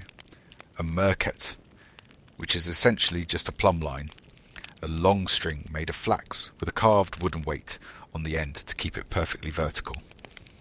And a bay, a sighting tool, a small piece of carved wood, often shaped like a split palm rib, with a narrow notch cut into one end. You carefully align these two simple instruments. You look through the narrow notch of the bay, sighting along it until the string of the merket, held at arm's length, perfectly bisects your view. You are creating a perfectly stable, vertical reference line against the backdrop of the slowly moving stars. Your other essential tool rests beside you, a water clock. It is a precisely made stone bowl, often alabaster, shaped like an inverted cone, with a tiny hole drilled near the bottom. It has been filled with water at sunset, and the water drips out at a known, constant rate. Faint markings on the inside of the bowl indicate the passage of the hours as the water level drops. You are waiting. Your primary task is observational. You are watching a single, specific group of stars, known as a deacon, as it moves across the night sky. You are waiting for one particular prominent star within that deacon to crawl with agonizing slowness across the black vaults of the heavens and appear to touch the taut string of your plumb line from your precise viewpoint. This is not exciting work. This is not intellectually stimulating astrophysics. This is arguably the most mind-numbingly boring, repetitive job in the entire temple complex, possibly in the world. You are literally watching the sky move, measuring the passage of time by the infinitesimal crawl of distant stars. You wait. You shiver. Your eyes burn from staring intently into the darkness, trying to pick out the faint points of light against the blackness. You absolutely cannot fall asleep. Falling asleep on duty is not just dereliction. It is a potential cosmic disaster. If you fall asleep, if you miss the precise moment of the star's transit, the entire intricate temple schedule collapses. The morning rituals will begin late. The offerings will be presented at the wrong time. The gods, who operate on a strict celestial timetable, will be angered. The entire cosmic order, the Ma'at, which depends on the perfect performance of these daily rites, could be thrown into jeopardy. All because you, the humble watcher of the hours, took an unscheduled nap on the cold roof. The pressure is immense, despite the tedium. The star crawls. It moves with imperceptible slowness, but it does move. It finally appears to touch the thin vertical string of your plumb line. Now, that is the signal. You quickly stand up, your knees stiff and aching from kneeling on the cold stone for hours. You walk briskly to the edge of the temple roof. You cup your hands around your mouth and shout down into the still dark, silent courtyard far below. The 5th hour of the night is complete. The 6th hour now begins. Your voice echoes in the vast, empty space. Faintly, from the priest's quarters below, you hear a muffled reply acknowledging your call. A moment later, you hear the resonant clang of a bronze gong being struck, signalling the change of the hour throughout the temple complex. A door creaks open somewhere below. You hear the low sound of new chanting starting up, the specific hymns required for the 6th hour. The next shift of priests, woken by your call and the gong, now has to go and sing their designated holy song at the correct time. Because you, the lonely watcher on the roof, told them it was time. You walk back to your plumb line. You adjust your sighting tool, finding the reference star for the next hour. You kneel again on the cold stone. You pull your cloak tighter. You wait. You are the night watchman. You are the human clock. You work in the Wabet, the pure place. It is also sometimes referred to, perhaps euphemistically, as the Per Nefer, the good house. Based on your daily experience, it is anything but good. This is the embalming house, the specialized workshop dedicated to the sacred craft of mummification. This is where the dead come to be transformed for eternity. And the smell, the overpowering, unforgettable smell, hits you like a physical blow as soon as you get within 100 yards of the low, mud brick building, usually located on the edge of the temple complex, or necropolis for obvious reasons. It is emphatically not the sweet, calming smell of temple incense. It is the sharp, acrid, eye-watering chemical stench of natron, the naturally occurring mixture of sodium carbonate and sodium bicarbonate, harvested from dry lake beds, used as the primary drying agent. The fine, crystalline dust of the natron seems to permeate everything, clinging to your clothes, irritating your skin, and burning your nostrils with every breath. And underneath that dominant chemical odour is the faint, yet pervasive, sickly sweet, metallic smell of decay, of human bodies in various stages of decomposition and preservation. It is a smell that, once experienced, is never truly forgotten. You are a priest holding a specific, ritually important yet deeply unpleasant rank within the temple hierarchy. You are also, functionally, a mortician, a technician of death. A body arrives at the entrance of the Wabet. It is a wealthy female, perhaps the wife of a high official. She is brought in respectfully on a decorated wooden litter carried by servants. She is pale, peaceful, and utterly still. The work begins immediately. Time is a factor in successful preservation. A senior priest, the overseer of the embalming team, begins to chant, reciting the long formulas required to protect the deceased and sanctify the process. Another priest, designated as the parashists, the one who ritually makes the necessary incision, steps forward. He takes a sharpened flake of black obsidian, a richly pure stone. He makes one long, deep slash on the left side of the abdomen, following precise anatomical landmarks passed down through generations.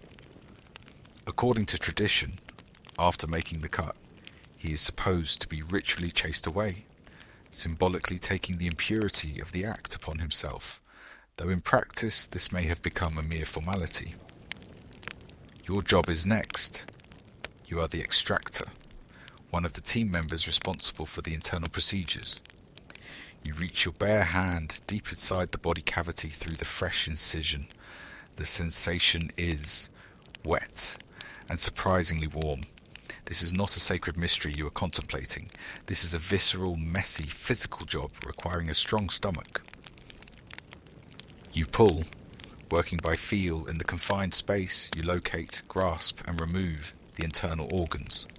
You remove the stomach. You remove the lengthy, coiled rope of the intestines. You remove the large, heavy liver. You remove the spongy lungs. You drop these organs unceremoniously into a nearby bowl held by an assistant. You do not remove the heart. It is believed to be the seat of intelligence and emotion, essential for judgments in the afterlife, and must remain within the body. You wash the extracted organs thoroughly in bowls of palm wine, which acts as both a cleansing agent and a mild preservative. You then roll them carefully in generous amounts of dry granular natron. Finally, you place them, each organ designated to a specific deity, carefully into 4 special stone or pottery containers, the canopic jars, whose lids are carved in the shapes of the 4 protective sons of Horus. Now comes the brain. This procedure is arguably even worse than handling the abdominal organs. A senior specialist takes a long, thin bronze hook, its end specially shaped. He carefully, forcefully jams it up through the nostril of the deceased. You hear a soft, wet, crunching sound as he breaks through the delicate ethmoid bone at the base of the skull. He pushes the hook past the bone, deep into the cranial cavity itself. He twists the hook vigorously. He scrambles it around inside the skull. He is, essentially, liquefying the brain matter through mechanical agitation. He then carefully pulls out slimy, pinkish-grey fragments of brain tissue through the nostril with the hook. To remove the rest, he may turn the body partially over, allowing the liquefied contents to drain out through the nose into a waiting bowl. This is certainly not an elegant procedure by modern standards. It is brutal. It is crude. It seems almost barbaric. But, given the tools and knowledge available, it works effectively to remove the brain, which the Egyptians did not consider important and believed would simply rot. The extracted brain matter is typically discarded. It is just useless stuffing to them. Finally, after the internal organs, except the heart and brain, have been removed, you pack the now empty body cavity. You stuff it thoroughly with large linen bags filled with dry natron, ensuring the drying agent is in contact with all internal surfaces. You then cover the entire exterior of the body in a veritable mountain of dry crystalline natron salt, burying it completely. And then you wait for 40 long days. The body lies undisturbed on the embalming slab, slowly desiccating as the powerful natron draws out every single drop of moisture. You wait for the salt to do its transformative work. You are a priest performing a sacred duty, and you are also, functionally, a high-class ritually ordained taxidermist, preparing the human form for eternity. You have made it. You have successfully navigated the complex, often unpleasant hierarchy of the temple priesthood. You have survived the grueling initiation rites, the cold pre-dawn drudgery of the janitorial work. You somehow bypassed assignment to the bloody, fly-infested butchery. You proved yourself intellectually capable, perhaps more adept with calculations than with ritual chants, avoiding the repetitive performance duties of the lector priests and the mind-numbing boredom of the Star Watchers. You mastered the intricate systems recorded on the temple spreadsheets, or rather papyrus scrolls. You have climbed the ladder, rung by careful rung, cultivating the right connections, demonstrating unwavering loyalty and administrative competence. You are now the Hem-Netjetepi, the first servant of the god. You are the high priest of Amun-Ra at Karnak. You are arguably the single most powerful religious figure in the entire world, wielding influence that often rivals or even surpasses that of the pharaoh himself. And you quickly realize you are not really a priest anymore, not in the sense of a humble servant focused solely on divine matters. You are a CEO. You are a chief politician navigating complex state affairs. You are, in European terms, the prince of the church. You are unbelievably, staggeringly wealthy, controlling vast resources in the name of the god. Your day still begins with the ancient ritual, the Tepduat. Yes, you perform it yourself. It is your exclusive right and duty as high priest. You go, with a minimal retinue, into the dark, silent shrine in the pre-dawn hours. You personally wash the small, 2-foot golden doll representing the supreme god. You dress it in its fresh linen. You oversee the presentation of its lavish breakfast. This intimate, meticulous process takes you perhaps 20 minutes.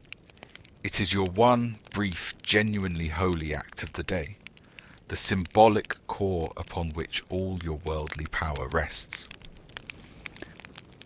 Then, as soon as the shrine doors are sealed, you leave the inner sanctum. You hand off the remaining temple rituals and duties for the day to your designated deputy, the second prophet of Amun, and you go directly to the office. Your office is not a small, quiet cell. It is a vast, open-air administrative hall within the temple precinct, bustling with dozens of scribes, clerks, overseers, and messengers.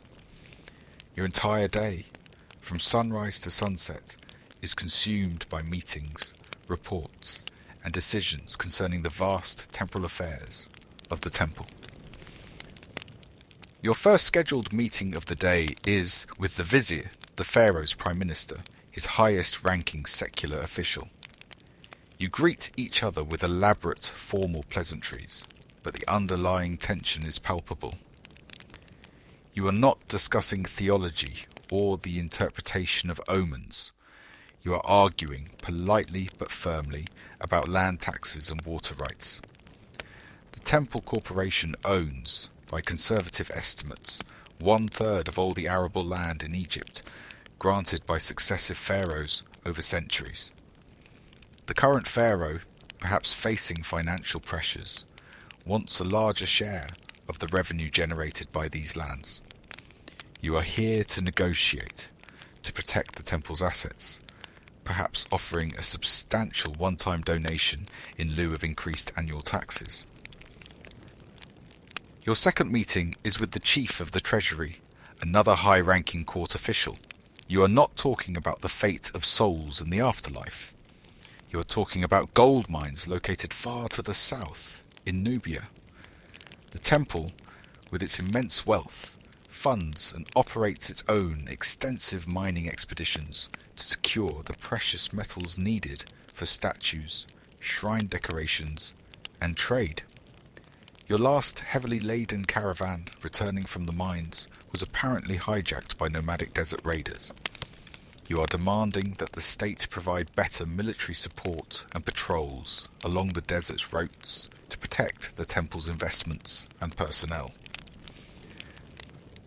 Your third meeting is with your own general. Yes, the Temple of Amun effectively maintains its own private army. It is a substantial, well-equipped military force, ostensibly for guarding the temple's vast agricultural estates, its enormous granaries, its far-flung mining operations, and its lucrative trade routes. You discuss troop deployments, equipment requisitions, and intelligence reports regarding potential threats to temple property or personnel. You are not truly a holy man focused on spiritual matters anymore. You are a corporate CEO, managing a vast multinational conglomerate with diverse interests. You are running the ancient equivalent of Amazon for logistics, Walmart for land ownership and agricultural production, and perhaps Exxon for resource extraction, all combined under a religious banner.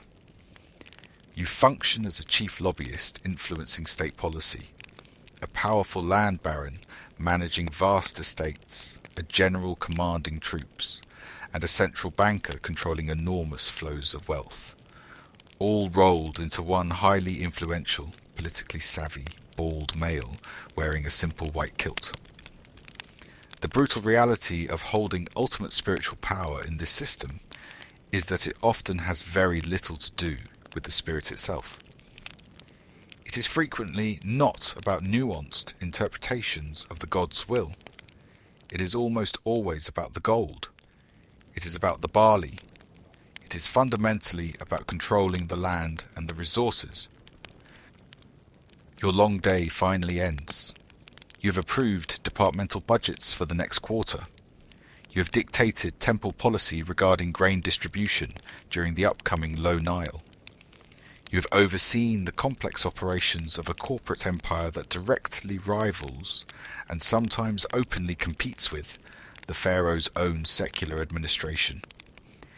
Then, you finally go home, not to a simple priest's cell, but to your own private, luxurious palace within the temple precinct, staffed by numerous servants.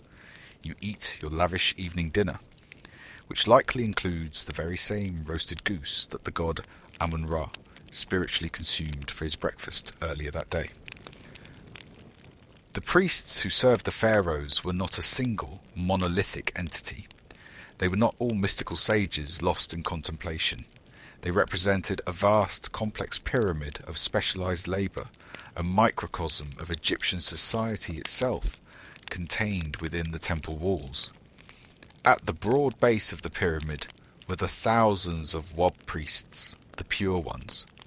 They were the essential but low-status janitors, keeping the sacred spaces immaculate, the butchers processing the endless stream of animal offerings, the cold, wet, often miserable grunts who performed the constant physically demanding dirty work required to keep the temple machine running smoothly day and night.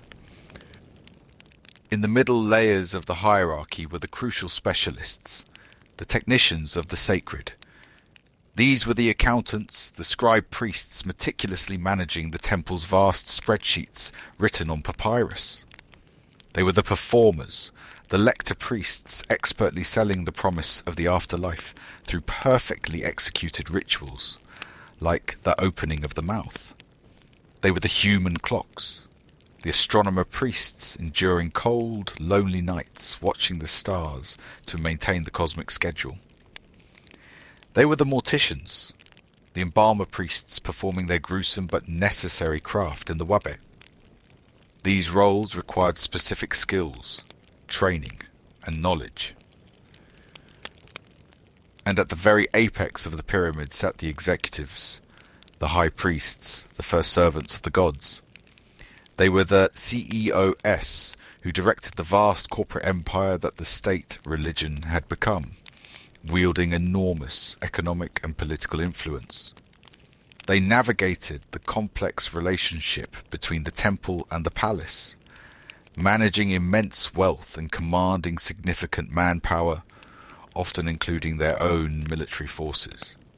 Their connection to the daily rituals might be minimal, but their control over the institution, and through it much of the country's wealth, was nearly absolute during certain periods. The brutal reality woven through all these layers is that this entire, elaborate, enduring system was not primarily powered by magic or divine intervention, despite the beliefs that sustained it. It was powered, quite literally, by grain, by the agricultural surplus controlled and redistributed by the temple. It was not run solely on prayer and piety. It was run on meticulous accounting, resource management, and bureaucratic administration. And perhaps the most fundamentally sacred act, performed daily in the heart of the temple, was not necessarily the priest's silent communion with the god. It was the intensely practical cycle of feeding him a lavish meal and then efficiently eating his leftovers.